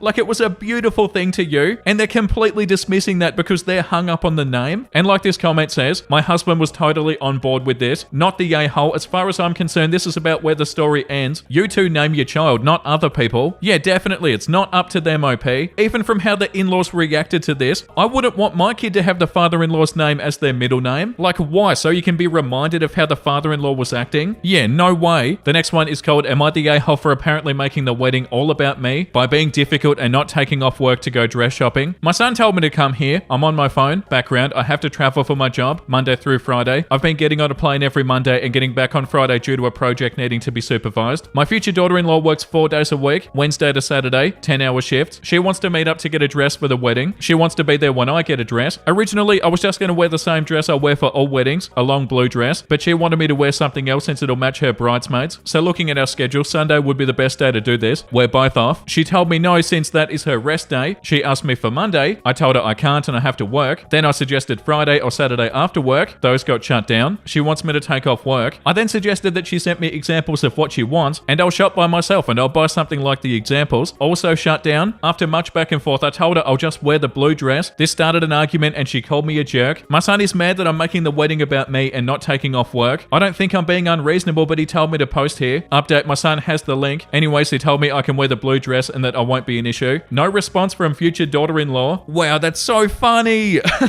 And yeah, pretty much everybody is saying not the a-hole. Like the top comment said, you've offered reasonable suggestions to make this work and she shot down each of them. That's not your fault. Why is she so invested in being there with you? Surely you can pick out a dress in a fit and style that would be appropriate and suitable. And OP said, I have no idea why she's so invested in this. I also don't get why she doesn't want me to wear my blue dress. The horror that I'm the same color as the bridesmaids. Like it's a dress. The wedding is in 5 months. Like, yeah, you tried to reason with the OP. She said one day, you said no, I've got to work. You said another day, she said no, it's my rest day. You said, well, can you just tell me what you want and I can order it? And they still said no. Like, they can't be so stubborn on this. And like, yeah, if they really don't want you to wear the blue dress, like you said, OP, I suggested that she sent me examples of what she wants and I'll shop by myself and buy something like the examples. But no, she shut that down. Like, you've been trying, OP, but they're being so stubborn. Yeah, you're not the a-hole, OP. The next one is called, am I the a-hole for telling my father I do know about that? I, female 28, am a wildlife biologist. I have a master's degree in wildlife conservation and I am hoping to go for my doctorate soon. I've worked in this field since I was 16 and I'm very passionate about it. When visiting my family recently for Easter, my mum asked me to tell the family a little bit about work. I was so excited to talk about my current research. Here's where the issue comes in though. My father, male 60, would respond to almost everything I said with, don't know about that. At first I tried to ignore it, but it just didn't stop. Eventually I responded, well, I do, given the 2 degrees and all. I responded in a light, playful tone, but he didn't take it well at all. He immediately accused me of being disrespectful. I responded, I'm sorry, but it's disrespectful of you to insinuate that you know more than I do about my field. Yeah, OP. Dinner got pretty quiet after that. I finished the meal, I helped with the dishes, and I said goodbye before leaving. But on the ride home, I got a phone call from my mother asking me why I felt the need to aggravate my father and why I had to talk back. Oh my God. I'm a 28-year-old professional. This feels insane to me. Am I the a-hole? No way, OP. You're not the a-hole. And they can get out of here with that crap. Oh, why'd you have to aggravate your father and talk back? Your father was being rude and super disrespectful, OP. Of course you need to say something or talk back, making it sound like you're 10 years old. Yeah, you're definitely not the a-hole, OP. And the bloody audacity of your dad. Like, how rude. And I can only imagine how that makes you feel. Like, oh yeah, this is my profession and I know a lot about it and I'm passionate about it and I work really hard in it and dad doesn't even feel like I know what I'm talking about. That wouldn't be a good feeling. The top comment says, not the a-hole. You used a playful tone so you weren't confronting him in front of other people. He was being disrespectful to you to start with. Is this a pattern with him? And OP said, unfortunately, yeah, which is why it's so hard to just ignore it as my mother suggests. Yeah, that sucks, OP, and you're definitely not the a-hole. Am I the a-hole for telling my kids why I don't buy their half-siblings anything? The mother of my 2 children, 10 male and 9 female, cheated on me during our marriage and became pregnant with another man's child. I learnt this when I caught her with the man in question, and after quizzing her, she admitted there was a strong chance he was the father of the baby she was pregnant with. I ended our marriage right there, and I took a DNA test when her youngest was born, and she was not mine. So in the divorce, custody and support was only factored in for our 2 kids. I paid some child support because I made more than her, but we had 50-50 custody time with the kids, and I did remain an involved dad. My ex lived with the father of her youngest October of last year. When he took off without a word and dipped from their lives, she's been in pursuit of child support ever since, but he can't be found and he quit the last known job that he had, so she hasn't had any luck so far, and this has led to her struggling and I buy more for the kids. We share so they don't suffer because of the failed relationship with the affair partner. Last month, my ex told me she was struggling to keep up with the expenses for her youngest, and she asked me if I would maybe buy some stuff that included her too. I said no, that I was responsible for my kids and I would not become financially responsible in any way for the child child that she made while cheating on me. She begged and told me that they'll have different lives if I don't help for at least now. And I told her that wasn't my problem, and maybe she'll think about that in the future before she starts an ongoing affair. She told her kids about asking me and encouraged them to ask me for them. The kids were confused because they've always known that their half-sister is not my child, but they started to doubt because of how their mum talked, saying that good men take care of all their children and loving a child who is part of your family should never be that hard. The kids did approach me and ask me about it, and told me that their mum wanted to ask me for stuff for their half-sister. So I explained to them that she's not my child or part of my family, but she is still part of theirs. They asked me why, since my oldest does have some memories of his mum and I being together while she was pregnant. I said their mum got pregnant with their half-sister while we were together, but DNA proved that she was not mine, and I did not raise her for that reason. I told them I am still their dad and nothing has changed, but I was never really their half-sister's dad, and I don't want to buy her stuff like I do for them. They understood, and when they went back to their mum, she called me and cussed me out for telling the kids more details than she wanted them to know. I said they'd always been aware that they had a different dad to her other child, and that needed to remain clear because I was not claiming her now that her father has abandoned her. She called me a cruel ding-dong. Am I the a-hole? No, I don't feel like you're the a-hole, OP. Your ex is definitely the a-hole. Like this comment says, not the a-hole, you're not obligated to financially support your kid's half-sister, and it doesn't sound like your explanation encouraged a divide between them, or similar. If your ex didn't want them to have more information about the situation at hand, she shouldn't have tried to use them to manipulate you. Yeah, 100%. To try and spin it somehow like you're the bad guy. Nah, I don't feel like you are, OP. And like this comment, not the a-hole. Obviously, you don't have to buy things for a kid that isn't yours and isn't a part of your life. She called and cussed me out for telling the kids more details than she wanted them to know. She told her kids about asking me and encouraged them to ask me for them. This is terrible that she actually used the kids to get the money when you told her you're not going to do this. If she didn't want them to know more, she shouldn't have encouraged them to go to you and ask about it. That's a really crappy move to put the kids in between all of this. Post number 2. Am I the a-hole for wearing my girlfriend's clothes and refusing to change? I 16 male was at my girlfriend's 16 female place, and she made me try on her clothes as a joke because we found out that we're the same size. I tried on a crop t-shirt and low-rise jeans. She told me that I looked hot and told me to keep it on, so I did because yeah, I looked hot. She gave me the clothes to keep. My mum called me and told me to come home because my uncle and aunt were there and I should say hi. I forgot to change, so I went home in my girlfriend's clothes and I didn't think it'd be a problem or anything, but my parents were so pissed off. Once I said hi to my aunt and uncle, my mum pulled me to the kitchen and told me to go change. She called me an embarrassment. I refused to change because like what the hell? Why does she care so much? That made her 10 times angrier and she called me disrespectful and some other stuff. After my aunt and uncle had gone, my dad agreed with my mum and told me that I should throw the clothes away or give them back to my girlfriend. I said no because they were cool and I don't get why they care so much. It's only clothes. My dad asked me if I'm gay and when I said no, he told me that I looked gay and I laughed at him. Then my mum grounded me. Am I the gay hole? I feel like they're overreacting. I'm not getting rid of the clothes though. I looked hot. I don't care. And my girlfriend likes it. That's all I care about, to be honest. Yeah, no, it's not that big of a deal. You're right, OP. Yeah, no, you're for sure not the gay hole. Yeah, this comment, are you gay while wearing your girlfriend's stuff? Can't get more ridiculous.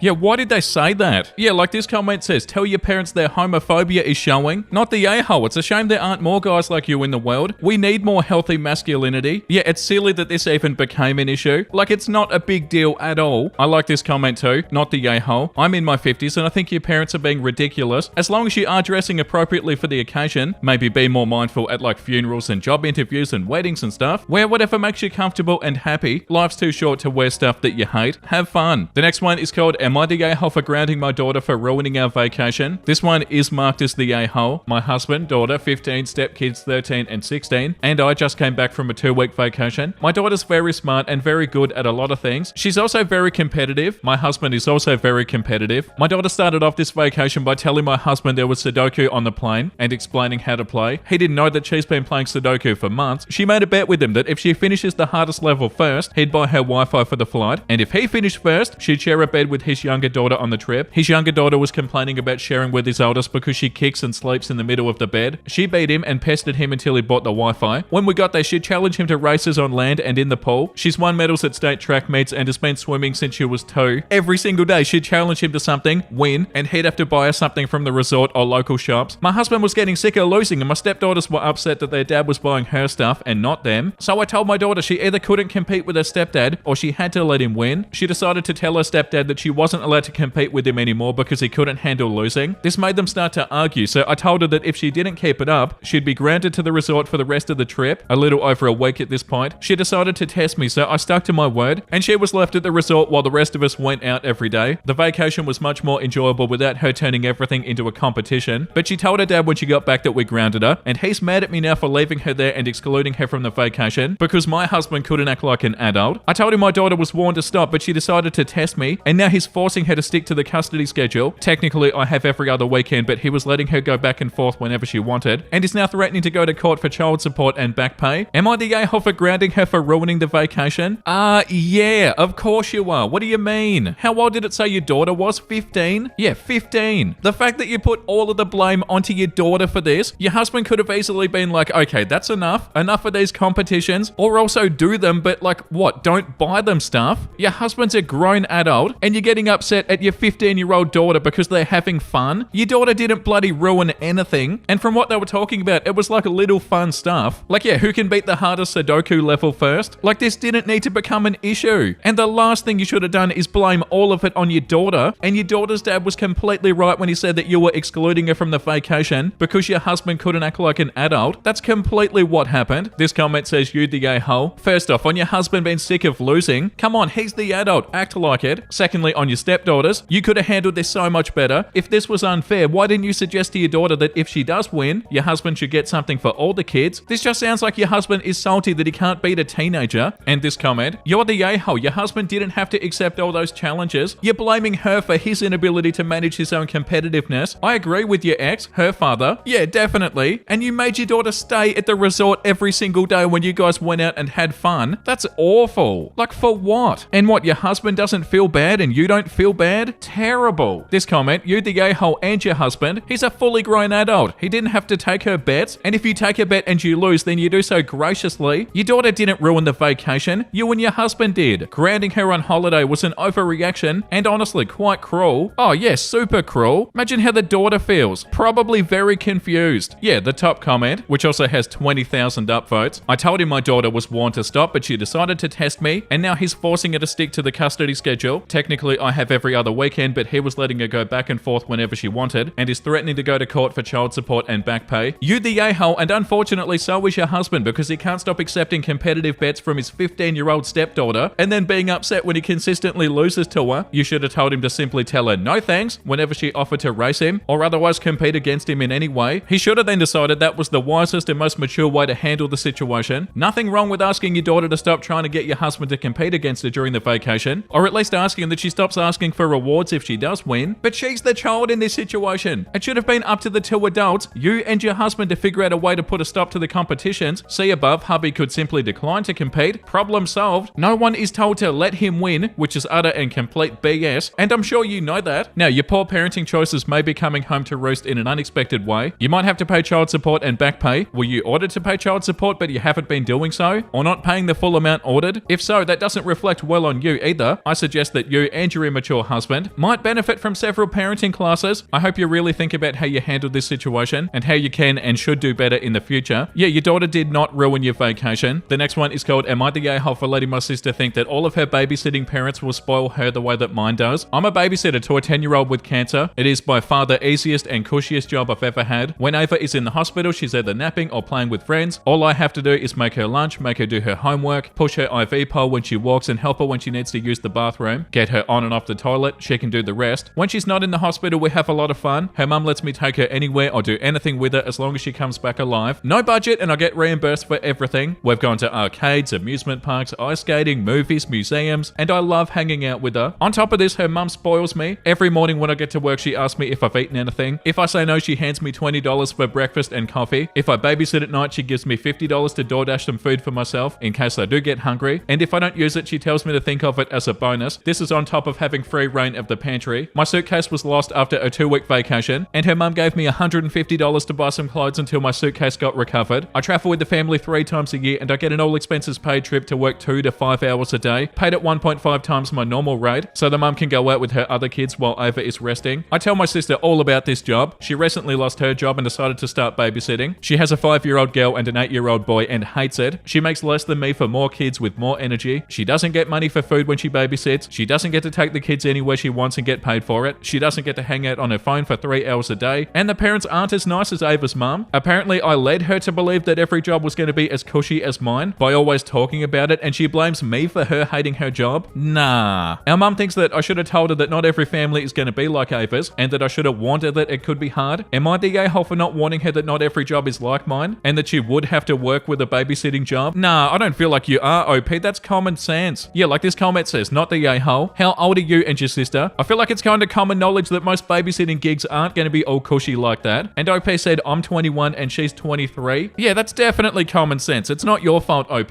Like, of course, a normal babysitting job isn't going to be the same as yours. And you can pretty easily pick that up from everything that you say. Like, that's not hard to understand. And of course, you wouldn't expect them to think that all babysitting jobs are going to be the same. So yeah, why would you feel like you needed to say that? And your mum needs to get out of here with that expectation. That's bloody ridiculous. Yeah, this comment, not the a-hole. You're not responsible for managing your sister's expectations about real life. All you were doing is talking about how happy you were with the wonderful people you work for, which does deliver the message that not all employees are wonderful people. By the way, I bet they tell all of their friends about how happy they are with the wonderful person who works for them. You're giving their seriously ill daughter all kinds of great experiences, and I bet they can't believe their luck in finding you. There's a comment that says, not the a-hole, what's up with your mum? Frankly, I think that's even worse behavior than your sister's. And OP said, she's always babied my siblings. I babysat a lot during the pandemic and she got mad at me for stealing all of the jobs. Wow, that's hilarious.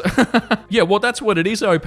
Your mum has been babying your siblings and it's showing. Yeah, you're not the a-hole. The next one is called, am I the a-hole for wearing fake freckles? I work in a beauty supply store where we sell makeup, hair care products, etc. We got those little freckle pens in recently. When I was younger, I would always get a few freckles in the summer from playing outside in the sun all day. Now that I'm older, I try to take better care of my skin. I use sunscreen and I do try to limit my exposure. I do miss my freckles, so I decided to try the pen. I picked out the lighter shade so they'd look natural. It worked wonderfully and now I use it almost every day. I met up with a friend for lunch yesterday and she looked at me funny and asked, have you always had freckles? I told her about the freckle pen and she told me that it doesn't sit right with her soul. What?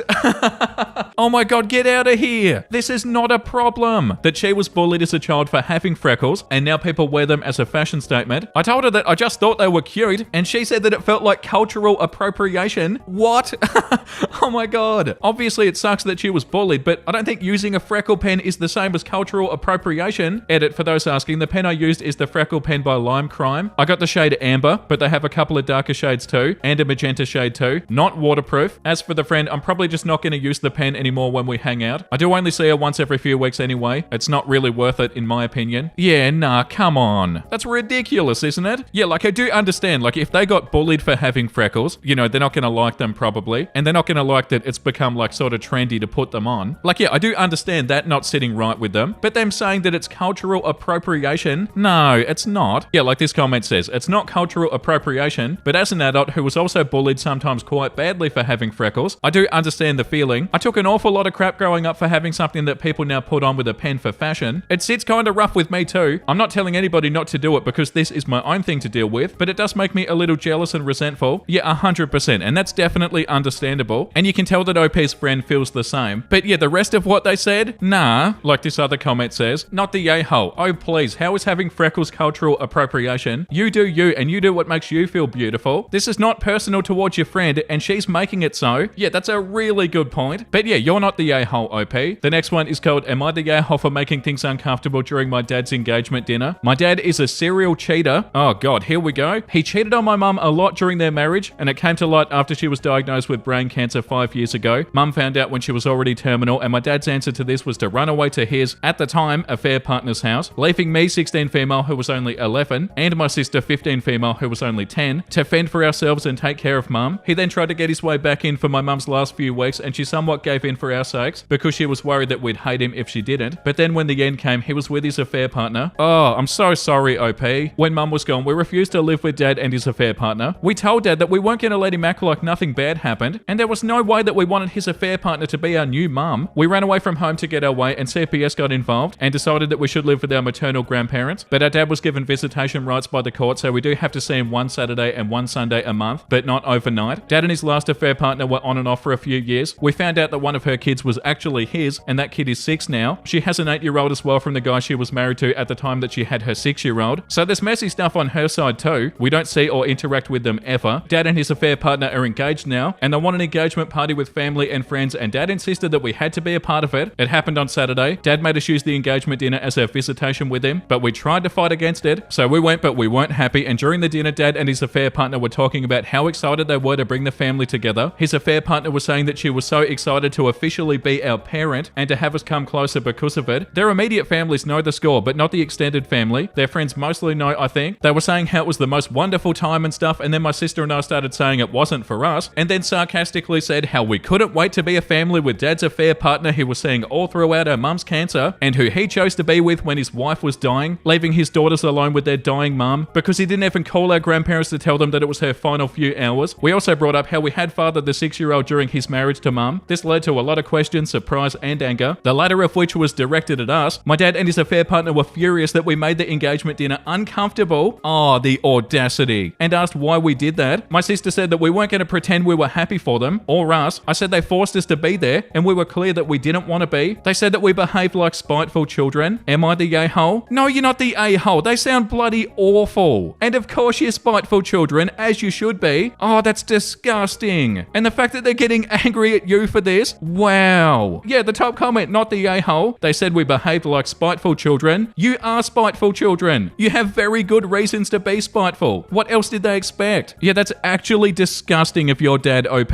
Ew. That was so awful. OP said my dad expected we would be over it enough by now to become part of his family. I think he thought that we'd be so desperate to have our last remaining parent that everything would go back to relatively normal, meaning that we would live with him and engage with his affair partner and the kids, and that we would never bring up the affairs and our mum dying. Well, he left us to face it alone since he didn't even call our mum's parents to tell them that he was taking off. He really expected us to love him after that and to fall in love with them. Yeah, that's so gross. Oh, I'm so sad for you, OP.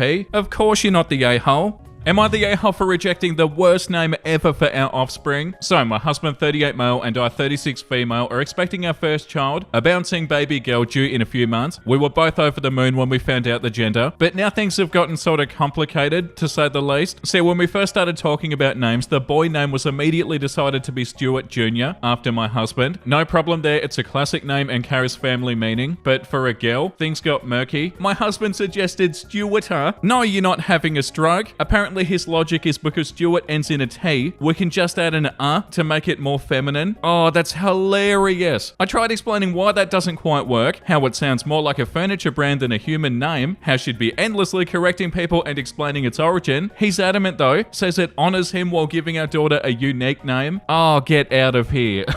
I have suggested other names, feminine names that maybe share a similar sound or meaning to Stuart, names that he's mentioned liking in the past, even going back to the drawing board entirely, but he's fixated on Stuarter. Now, I love my husband dearly, and I understand wanting to honor family, but I can't imagine subjecting our daughter to a lifetime of awkward stares and endless questions about her unusual name. I also worry about potential bullying and the impact it could have on her self-esteem. So Reddit, am I the a-hole for refusing to budge on Stuarter? Is there any compromise I haven't considered? Help a soon-to-be mama out. Looking forward to your thoughts and hopefully some sanity checks. Edit, please no more tart names. The man clearly has a theme, and I need to gently steer him away from it, not fuel the fire. Oh my god, I could barely stop myself from laughing in this. Of course you're not the a-hole, OP. That's hilarious. And also kind of frustrating how he only wants to name the child after him. Why is he so dead set on it? It's not entirely his decision. Yeah, like this comment says, not the a-hole. Tell him he only gets one kid named after him. So if he goes with Stuarter now, he'll never get a Stuart Jr. And how come it's so important that he be honored but not you? See how he feels about naming a future son a male version of your name? Remind him the baby names need a yes from both parents, or it's a no. You both need to be able to live with whatever you go with, even if that means both of you missing out on the one that you want most. Yeah, that's right. And the one under that, not the a-hole. Stuarter sounds like a pharmaceutical product. I can hear the commercials now. In some cases, Stuarter can cause headaches, rashes, and even death. It does not have a decent nickname. And no, adding an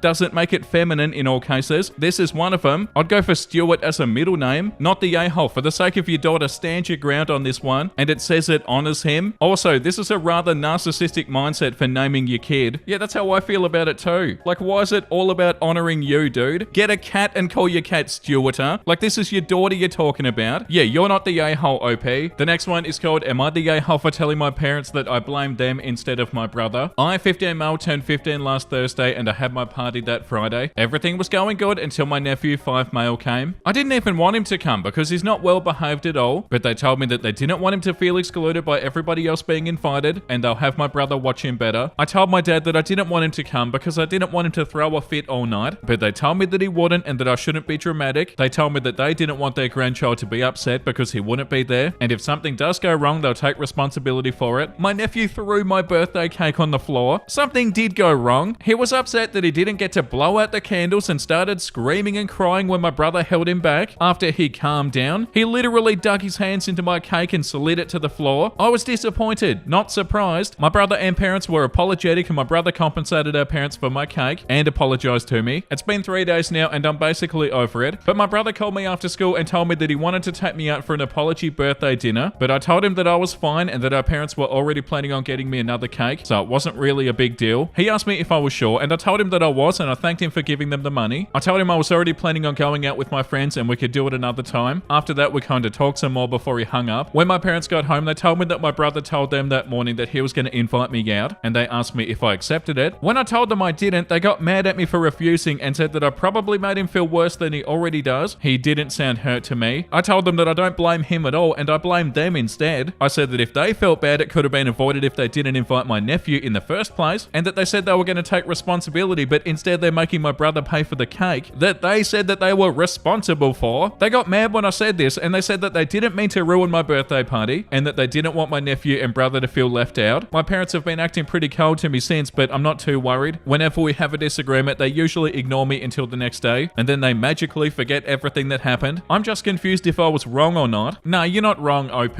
You knew this was gonna happen, and yeah, definitely not your fault. The top comment says, not the a-hole. Your parents should have kindly asked your brother to get a sitter, or maybe had a small get-together on a different day to include your nephew. You have every right to be upset. I do wonder if your brother told your parents if he wasn't going to bring your nephew, and they talked him into it. And OP said, my brother wasn't planning on inviting my nephew. He was planning on leaving him with a friend. Our parents kept insisting he bring their grandchild. Well, there you go. Yeah, you're definitely not the a-hole, OP, and it's good that you're holding your parents accountable. I can't even imagine that situation. It'll be so frustrating. They're throwing a tantrum because they don't get to blow out the candles on your birthday, and then they throw the cake onto the floor. Yeah, that sucks, but you handled it well, OP. The next one is called, am I the a-hole for refusing to call for pizza and telling my daughter if she wants pizza, she can call the place? My daughter is 15 and stays home by herself sometimes. We have a money fund for these days so she can order some food if she doesn't want to make herself dinner. Really simple. My daughter has anxiety and doesn't need meds according to her doctors. She was on the lowest dose and it was way too much for her. Yesterday, my wife and I were not home. My daughter wanted to order some pizza. The place she wanted pizza from only does phone calls for orders. She texted me and she asked me to call the place and make an order. I told her no and she can call them herself, that money's on the table, or she can make herself a sandwich for dinner. I came home and my wife and daughter were pissed that I didn't make the call for her. My daughter's anxiety made it difficult for her to call. My wife is upset that I don't help. I think they're both being over the top. I explained that there was food at home. She could have ordered from somewhere else or just ate at home. They both think I'm the a-hole, and I told her she needs to be able to make a phone call or she's going to run into many roadblocks. I also pointed out that not everyone has online ordering. No, you're not the a-hole, OP. Definitely not the a-hole. It's important to do stuff like this. The top comment says, not the a-hole. No therapist worth their pay will tell somebody with social anxieties to push any required interactions off to their parents or partner. This was a teachable moment and a chance to face her fears. It'll only get worse if she continues to avoid it. The comment under that says, not the a-hole. I know somebody who went to college many states away. She had a lot of anxiety and relied on her parents for everything. When she got to college, she didn't know how her dining dollars worked. She was too scared to go down to the cafeteria and ask somebody, so she called her mum. Her mum didn't know, so she started ordering her daughter groceries to be delivered to her, spending more money and enforcing her daughter's need for a social crutch. Your job as a parent is to prepare your child for the world, to make them independent and a functioning member of society. Your wife is not doing your daughter any favors by treating her like a delicate flower. Also, just a suggestion, if your daughter wants something when you're gone, make her call you and not text you. It might help her get over her phone anxiety if she does start to call people that she knows. Yeah, no, I don't see how you're the a-hole in this situation, OP. Am I the a-hole for telling my uncle and his son to go F themselves? I, 24 male, was at a family function with quite a few family members for religious reasons. Now, my uncle is very religious and he always thinks he's the most important one in the room. He pushes his personal views onto everybody and has a bad habit of doing this at the dinner table. My little brother, 16, is a very quiet and serious person and doesn't really like to involve himself with my uncle. Neither do I. As soon as our dinner starts, my uncle starts going off at my brother for dating and not being religious. My brother doesn't really care and ignores him usually, and I do too. FYI, my uncle loves tea and would force us to make it for him when we were kids. Eventually, my uncle says, "You're gonna burn in hell with with that S word. And my brother broke his silence and responded with, "Well, if I do go to hell, I'll be sure to bring you a cup of tea." As soon as he said this, I cough out my food and I start laughing uncontrollably. But things escalated quickly as my uncle got really offended and started shouting, and his son started threatening my brother. So I defended my brother, and I basically said that both my uncle and his son can go and F themselves. My brother and I left soon after without finishing the food. My cousins left angry and were messaging and calling us a-holes and nasty stuff. I just thought it was a funny joke and defended my brother from getting ganged up on. So am I or my brother really the a-hole here? No, you're not the a-hole, OP, and your brother sounds so funny. The uncle and his son need to know when to not say something. They sound kinda insufferable. Yeah, like this comment says, not the a-hole. Your brother is quick-witted and funny. Your uncle is self-righteous and not worth engaging with. Why don't your parents set some boundaries with your uncle? They're of his generation and they should be the ones to tell him to rein it in a lot. Yeah, and it sounds like somebody needed to say something to your uncle. It'd be good if in the future he thought about it before saying stuff and was maybe like, you know what, I don't actually have to put my opinions onto everybody else. People like this that think they know everything are so frustrating. And yeah, you're not the a-hole, OP. The next one is called Would I Be the A-hole? For asking a family to remove their child's death memorial from my property. Interesting. I recently purchased a home on a country road. 5 years ago, some drunk local teenagers wrapped their car around a tree on the property and one died. Their family created a roadside memorial with a 4-foot cross and a wooden sign. People come a few times a year and place flowers and notes, etc. The memorial is on my property in front of the tree that they hit, about 10 feet from the road. I don't want to see this memorial every day. It's depressing and it reminds me that a tragedy happened here, which I don't need. I'm trying to get over some stuff. I want this home to be a fresh, clean start, but I'm also sensitive to the kids' family and friends' feelings. Would I be the a-hole if I asked the family to take down the memorial? No, I don't feel like you're the a-hole, OP. Super hard situation though. Like, I don't know how that's gonna go. Is there any way you can make it so you can't see it without like taking it down? Yeah, the top comment, plant a hedge around it between it and your house so you don't have to look at it. Not the a-hole, it would mess with my head too. You'll feel terrible if you pull it down though. And also this comment, instead of a hedge, let them know how you feel about it. Ask if they'd be willing to help you plant like a flowering bush in its place. This will help everybody be able to see something beautiful every day instead of the sadness. Yeah, I feel like that's definitely the move. Like, do not take it down without talking to anybody. You could definitely try to tell them how you feel, but yeah, you'll definitely have to be pretty delicate about it. But yeah, that's a nice idea like that comment said. Maybe replace it with something a bit nicer. But yeah, you're not the a-hole, OP. The next one is called Am I the a-hole for refusing to make breakfast for my father-in-law? I, 25 female, recently got married, 8 months, to my 28-year-old husband. My father-in-law came to visit 3 days ago, and when he arrived late at night, I was shocked because we were not expecting him until a day ago. I'm heavily pregnant, and I could easily pop any time from now. My energy levels have dropped significantly, and I can barely do any housework. Now, the day he arrived, I was lucky because I had prepared the meal in bulk for meal prep, as I'm doing this to save energy, so I served him the food, and it wasn't a problem at all. Now, fast forward to today, my father-in-law has an interview, but last night both him and my husband didn't let me know what time he was going to leave. I was woken up early in the morning by my husband to iron his father's clothes. I didn't want to, but I did it. I haven't been feeling well due to pregnancy, and getting out of bed is a bit hard. My husband then went to scroll on his phone while I did the ironing. He didn't bother to at least boil water for his father's breakfast. After I was done ironing, he asked me why I hadn't made breakfast for his father. Oh, dude. And went on to say that I don't love his relatives. What?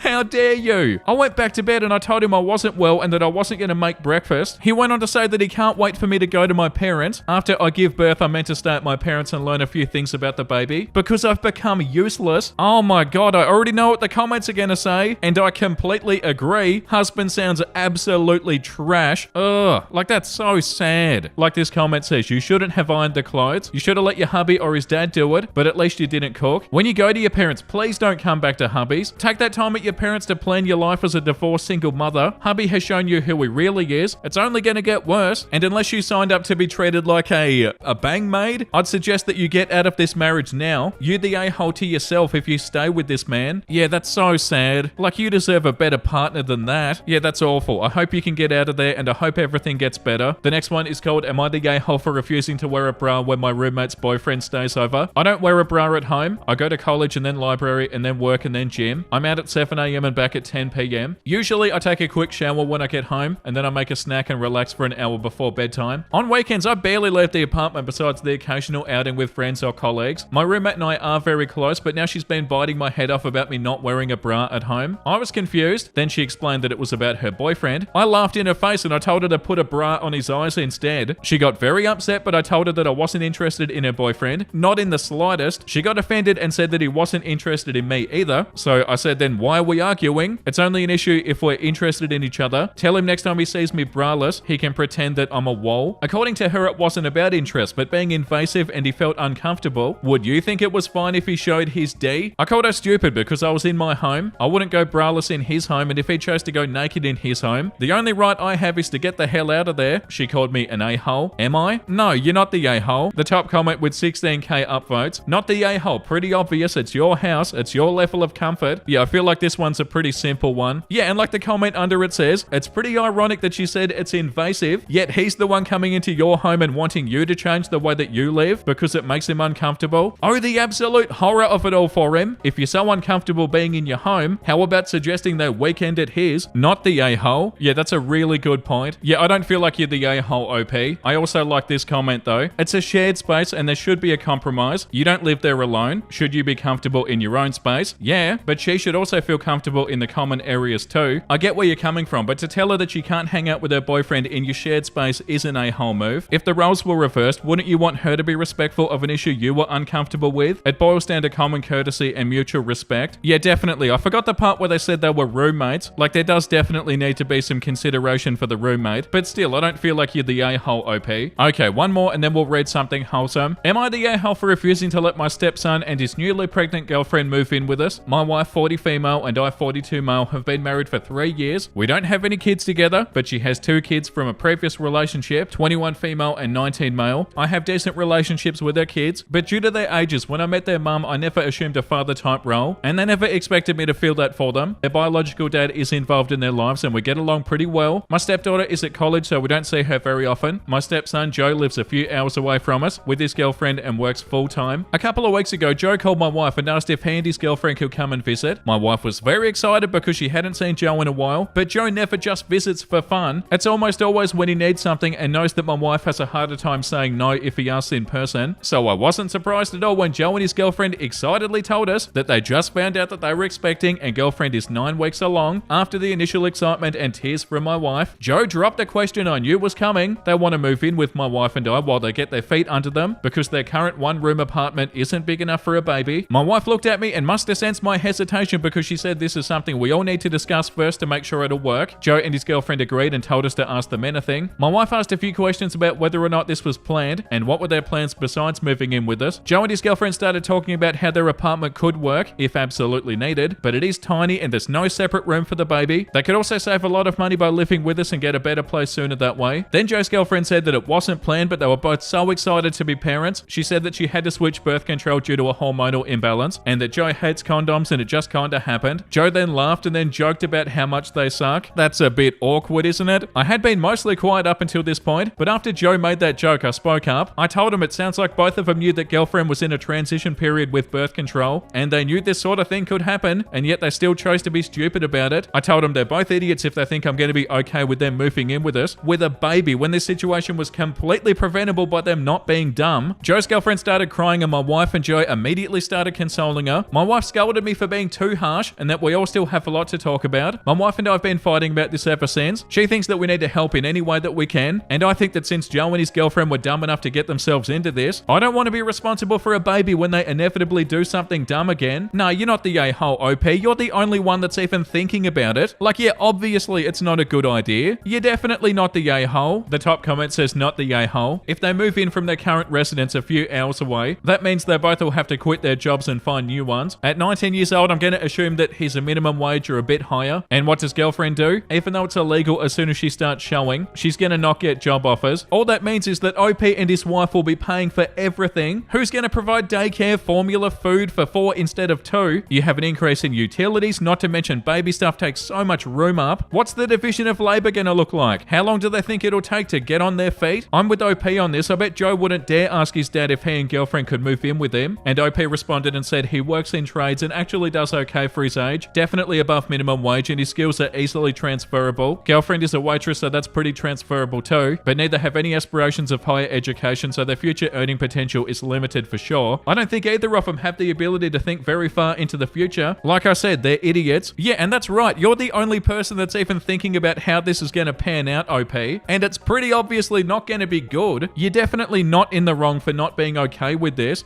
Am I the a-hole for filming my wife while she got stung by bees? Wow. That's the way that we're going to start today's episode. My wife and I were enjoying some beautiful spring weather today out on our deck. I was sitting in the sun reading a novel while my wife was tending to her flower garden. We were having a great time, but suddenly my wife started yelling out in pain. I looked up and I saw her running across our lawn and swatting. It was clear that she was being stung by bees. I wasn't going to go over there since I didn't want to be stung, so I sat at a safe distance on the deck. After a few seconds of watching this though, it became sort of humorous to me. It became humorous to you that your wife was being stung by bees? Okay. My wife was running in circles and looked ridiculous. I grabbed my smartphone and I started to record her. She finally ran to the gate, removed her clothes in the garage and went straight into the shower. I went into the bathroom and I asked her how many times she'd been stung. She said, I think 10. I know that she isn't allergic, so there would be no point in offering any Benadryl. After showering, my wife took a nap. As she slept, my 15-year-old son got home from a friend's house. I showed him the video I'd taken because I thought he'd find it entertaining, but he wasn't laughing and instead seemed concerned and angry at me. I assured him that I made sure she was okay, but he called me a jackass and said that he was going to tell my wife when she woke up. Well, he told her, and now neither one of them will hang out with me. I've tried to joke about the experience by making buzzing noises near my wife, but she just sighs and goes into the other room. Oh my god. It's important to be able to laugh at yourself, but she's taking things too serious. No, she's not. I just want them to stop being so dramatic and judgmental of me. This treatment just sucks. Am I the a-hole? Of course you're the a-hole, and they're not being dramatic. Sometimes I can't tell if they're joking. You made buzzing noises around your wife? Oh, that's so funny. What? That's not funny, and they're not being dramatic. The top comment says, you the a-hole, and you lack a little decency towards your wife, especially if your 15-year-old can tell that your behavior was off, especially to record her, and making jokes such as buzzing sounds. Get a grip. Yeah, how do you act like that and then be like, oh, but I'm not the a-hole, right? Are you joking? Of course you are. Wow, infuriating start to the episode. Am I the a-hole for not wearing the wedding dress that my stepsister handmade for me? I, 25 female, got married 2 weeks ago. First of all, congratulations. My now husband, 27 male, and I paid for most of the wedding, but my father covered a few costs for us. My father's girlfriend Stella has a daughter Zoe, 21 female, who's finishing her degree in fashion. She wants to get into the wedding dress industry once she graduates. When I started planning my wedding, she offered to design and make my dress. I was hesitant at first, as I'd been excited about picking out my own dress, and I agreed because I didn't know Zoe well. My father had only been dating her mother for 2 years, and I thought this would be a nice opportunity to bond. Also, I'd seen some of her work. She'd made a couple of ball gowns in college, and she seemed good. We met up a few times to discuss our ideas. During those, I realized our styles were drastically different, but we were still able to agree on a design. I gave Zoe my measurements and I asked her to update me. She didn't. Whenever I asked her how she was doing, she'd say that she'd send me progress pictures when she got home, and she never did. It took her longer than I expected to finish it, and I didn't get the dress until a month before my wedding, and it looked nothing like the design that we'd agreed on. It was the wrong color, the wrong style, everything. It looked exactly like the type of dress that Zoe would want to wear, but I knew I'd never wear anything like it. I really did not like that dress. When I tried it on, I found out that it was also about 3 sizes too big. Though I knew that I could probably have it altered, I truly did not want to wear that dress on my wedding day. I called Zoe and I told her that I wouldn't wear the dress. I said it looked lovely, but it's not the style that we'd agreed on, and I thought it would be best for me to find a different dress. I offered to pay her for her work. She's made the dress for free, but she declined and she hung up on me. I went to a retail bridal store with my maid of honor, and we found a beautiful gown that didn't need much altering. It looked exactly like what I wanted. Fast forward to my wedding, I walked down the aisle in the dress I bought. Zoe seemed to be on the verge of tears during the ceremony, and Stella gave me dirty looks during the reception. When I approached them a while later, they were both short with me. My father, Stella, and Zoe left less than an hour into the reception. Oh, that's not fair. My father and Stella called me the next day and told me off for how I treated Zoe. This had been her first time making a wedding dress, and she'd been excited to see me wearing it. That does not mean that you have to wear it. They said it was insulting of me to not wear the dress. Oh my god. It's OP's wedding. It's not about Zoe. They said it was insulting of me to not wear the dress that she'd put so much effort into. I tried to explain why I hadn't worn the dress, but they're both insisting the dress was beautiful and I could have sucked it up. No. Oh, this is so frustrating. My husband and my younger sister, not Zoe, are on my side. I've been feeling guilty about this since I decided not to wear the dress. Am I the a-hole? No, you're not the a-hole, OP, and this is ridiculous. What the hell is Zoe thinking? For real? If Zoe's going to make stuff for people in the future, they're not always going to like what she makes, and she needs to make what the client wants. That's so frustrating. And for them to say to you to just suck it up and wear it on your wedding day anyway, even though you don't like it, that's hilarious. Of course you shouldn't wear something on your wedding day that you don't like. Yeah, the top comment, not the a-hole. Zoe disrespected you by ignoring your wants. As a designer, she needs to listen to her clients. Plus, her making the dress way too big means that she isn't even that great at it. Give the dress back to Zoe and let her know that you appreciated the effort, but this was not the dress that you wanted and the two of you agreed on, that you're sure she'll find somebody to appreciate the dress. As for her mum and your dad, let them know that Zoe needs to listen to her clients and that you appreciate Zoe's efforts. It was not what you wanted, and that as a client, you don't need to suck it up. Yeah, that's the stupidest part. And that they should have learned to accept that people have a right to make their own choices, especially regarding a wedding dress. I'm wondering if Zoe did this on purpose to get attention during your wedding. Yeah, you are so not the a-hole, OP. And yeah, it is disrespectful of Zoe. Like, hey, you're gonna have clients in the future and they're not gonna like everything you make. That's the reality of it. And if you're just gonna get all crabby and then hang up on them on the phone, you're not gonna have much fun working with people. That's so immature too. And what the hell are the other people doing saying that you should suck it up? That's not how that works. Oh, that one's so annoying. OP, you didn't do a thing wrong. And it sounds like you were super polite to Zoe too, and you were trying not to hurt her feelings. Her feelings, which by the way should not have been hurt anyway. Like, you didn't like the dress. Okay, let's fix it or make something different. Like, that's a part of the process. And there's no way she's ever going to be able to work with anybody if she can't accept it when they don't like something that she makes. That's wild. Like this comment says, not the a-hole. The thing about being a designer, especially a bridal designer, is listening to the bride and what sort of dress they see themselves in. You likely didn't get any progress photos because she knew that this was her style, not yours. It was your day and your desire should have been honored. She never prepared you for the fact that it was nothing like what you wanted. She made your day all about her, and your father should have had your back. Yeah, Zoe and your dad and Zoe's mum should all be apologizing to you, OP.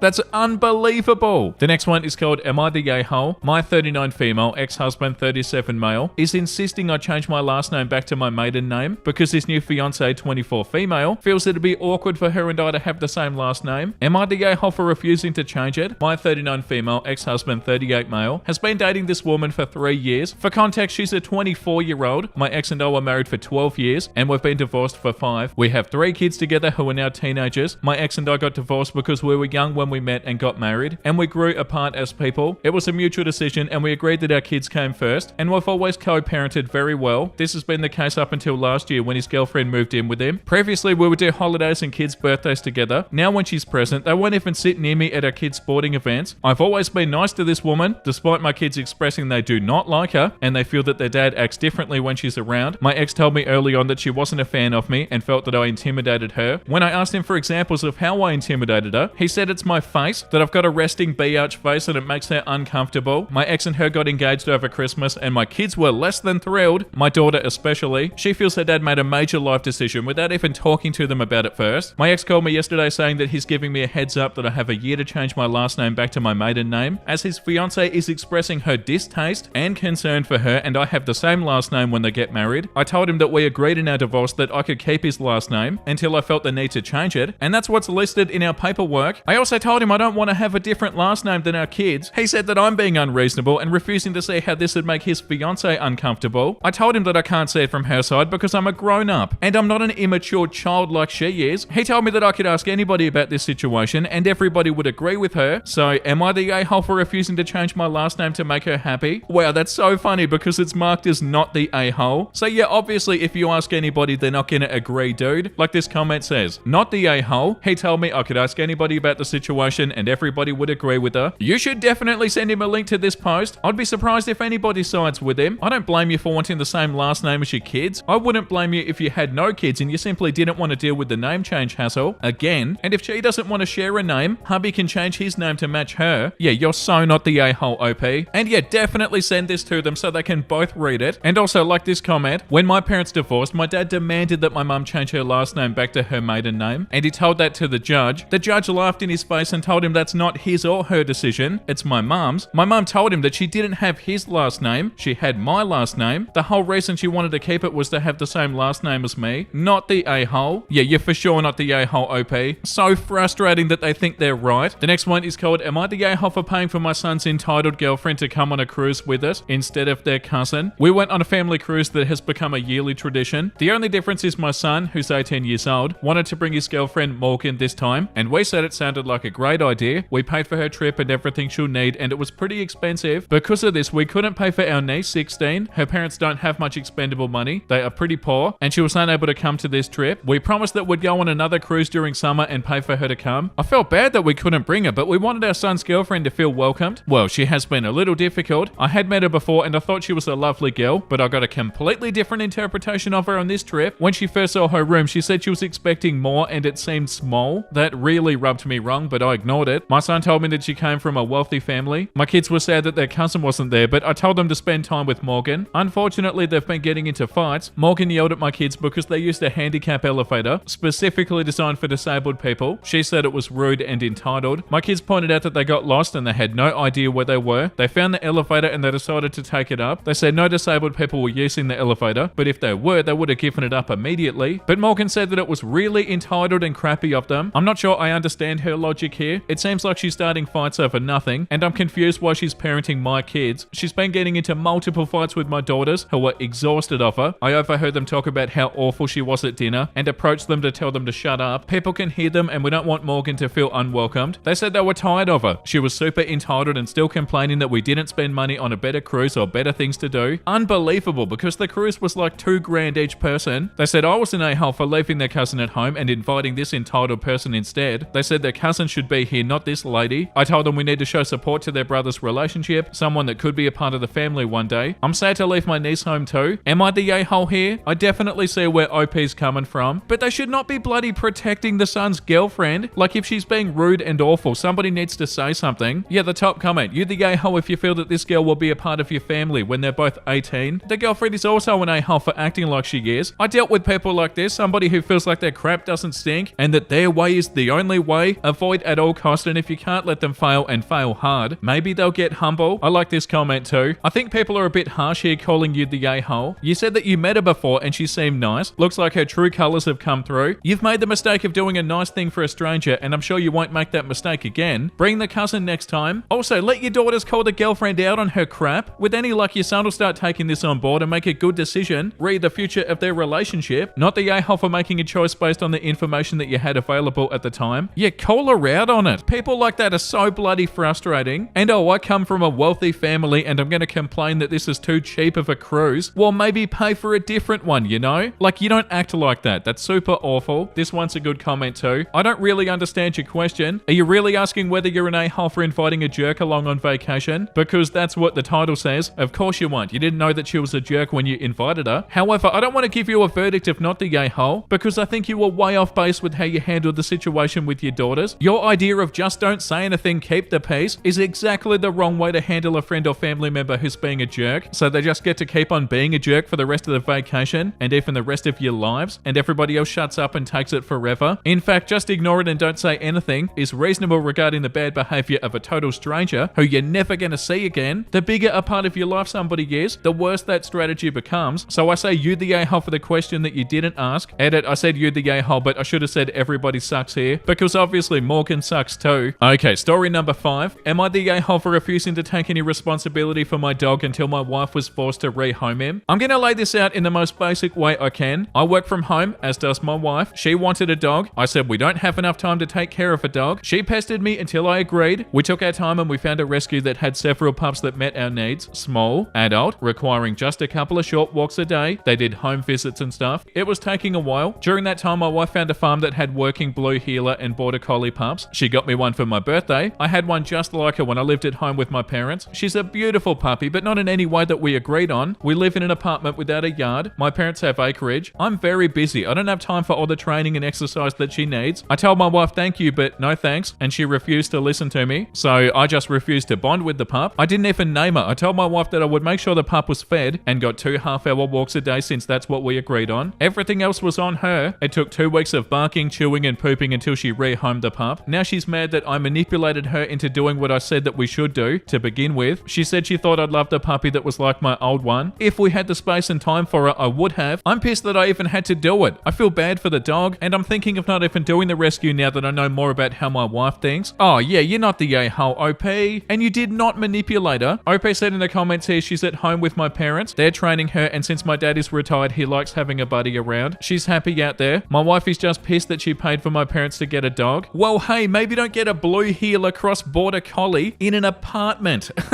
Yeah, like this comment said, all I had to read was blue heeler cross-border collie and apartment with no backyard to know that you're 100% not the a-hole. That's not a dog that belongs in an apartment, especially only getting 2 half-hour walks a day. You agreed to terms, your wife violated them, and that's completely on her. I hope the pup and your dad have a lovely friendship and they're both happy together, and your parents have tons of space to let her run until her heart's content. Yeah, definitely. It's in no way your fault, OP, and so irresponsible of your wife. Yeah, like this comment, not the a-hole. And what the hell was your wife thinking? She obviously has no idea what responsible dog ownership actually is, and I'm assuming that she figured that you would fall in love with the puppy due to nostalgia and willingly take on all of the work. I see people offering advice on what you could have or should have done, but the post makes it seem like there was no reasoning with your wife. She proactively and unilaterally decided to do a dumb, crappy thing to that puppy and deserves 100% of the blame here. Yeah, that's so wild. I can't even imagine how energetic and high maintenance the dog could be, and trying to make them live in an apartment, that's not okay. And yeah, you're not the yay-hole, OP. Okay, post number 6. Am I the yay-hole for leaving for the weekend after my wife agreed to host Easter at our house without consulting me? My wife, 38 female, and I, 39 male, have been married for 12 years, and we have 3 kids, 11, 8, and 6. We live reasonably nearby to family on both our sides. Our house isn't huge by any means, but it is big enough for our family. However, nobody else on my wife's side of the family lives in a house. Her siblings all either rent homes with roommates or live in apartments. Her parents downsized into a smaller townhouse about 5 years ago. As a result, anytime her family wants to get together for a holiday or a special occasion, we're the ones who end up hosting. It's not even a discussion with her family anymore. Everybody just assumes that we're going to be the ones who host. We at least rotate major holidays between my family and hers, but my siblings and parents can also host gatherings, so hosting duties are spread out among all of us. But every Thanksgiving, Christmas, 4th of July, Easter, etc. that we spend with her family, we host, and her family are not the best guests. They will bring food if we ask, but anytime there's cleanup or any other help, they're nowhere to be found. I've expressed my dislike of this arrangement to my wife numerous times. She's insisted that I not say anything to her family about it and to let her handle it. However, nothing ever changes. Yeah, well, she's not handling it. We hosted Christmas for her family this year and it sucked. People showed up late, forgot the food that they were supposed to bring. Nobody was helping clean up. People were letting their kids make messes. Same old story as every other time. After that, I told my wife I was done. I told her I don't want to host her family until somebody else on her family steps up and hosts something, or we book some other venue and we all chip in to pay for it. She promised to talk to her family about it and figure something out for next holiday. For Easter this year, we were supposed to have it be just our family, no extended family, but a couple of weeks ago, my wife met up with her mum and sister for lunch. When she got home, she informed me that she did talk to them about how hard hosting Christmas was. She said her mum and her sister agreed that they would do better, and they offered to prove it to us on Easter, and my wife agreed. We got into a huge fight over it. I told my wife that she's on her own for this one. I told her I'd be spending the entirety of Easter weekend with my family, and I'll take any kids with me that want to come, but I'm not going to be helping with any of the hosting duties whatsoever. She thinks I'm overreacting, and that I need to give her family this final chance because her mum and sister seemed really sincere during their talk. I told her I don't care what they say, I'm not going to be involved at all because I won't be able to hold my tongue this time, and I don't want it to come to that. She's not happy with me at all, but I don't really care. To top it off, all of our kids want to come spend the weekend with me instead of staying home. Nah, not the yay-hole, OP.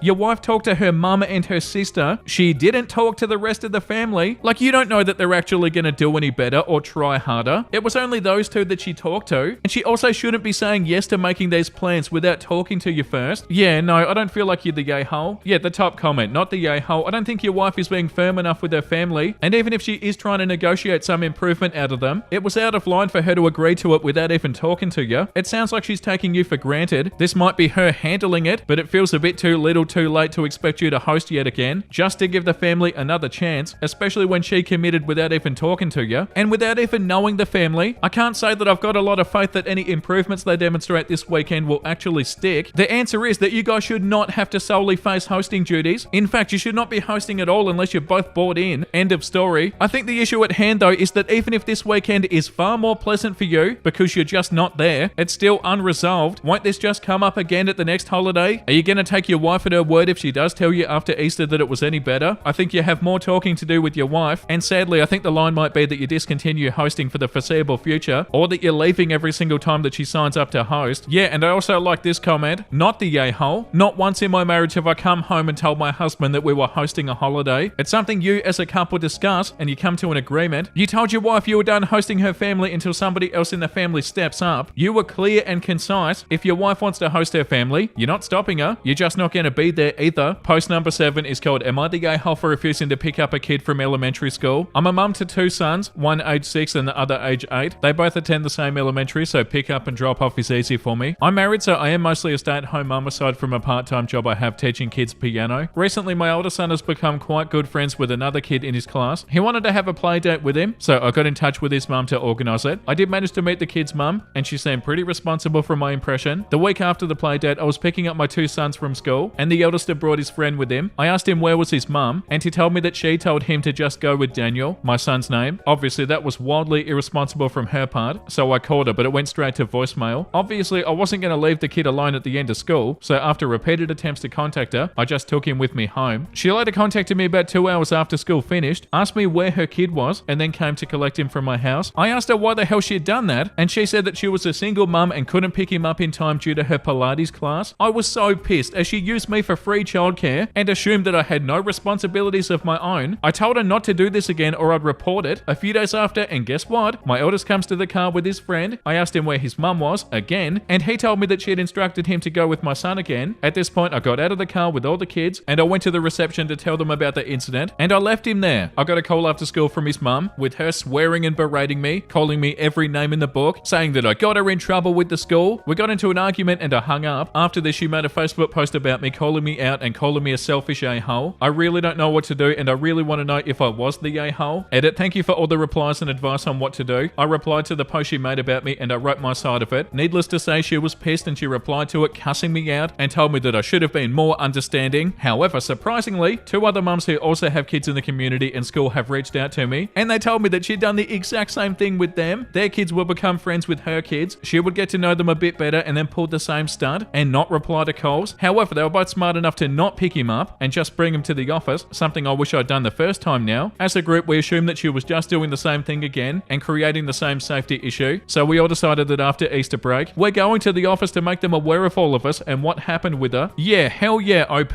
Good luck with that. I don't think I ever need to say that you're not the a-hole. The absolute audacity of that kid's mum. Like, oh, you made me miss my Pilates class. Get the hell out of here. Come on.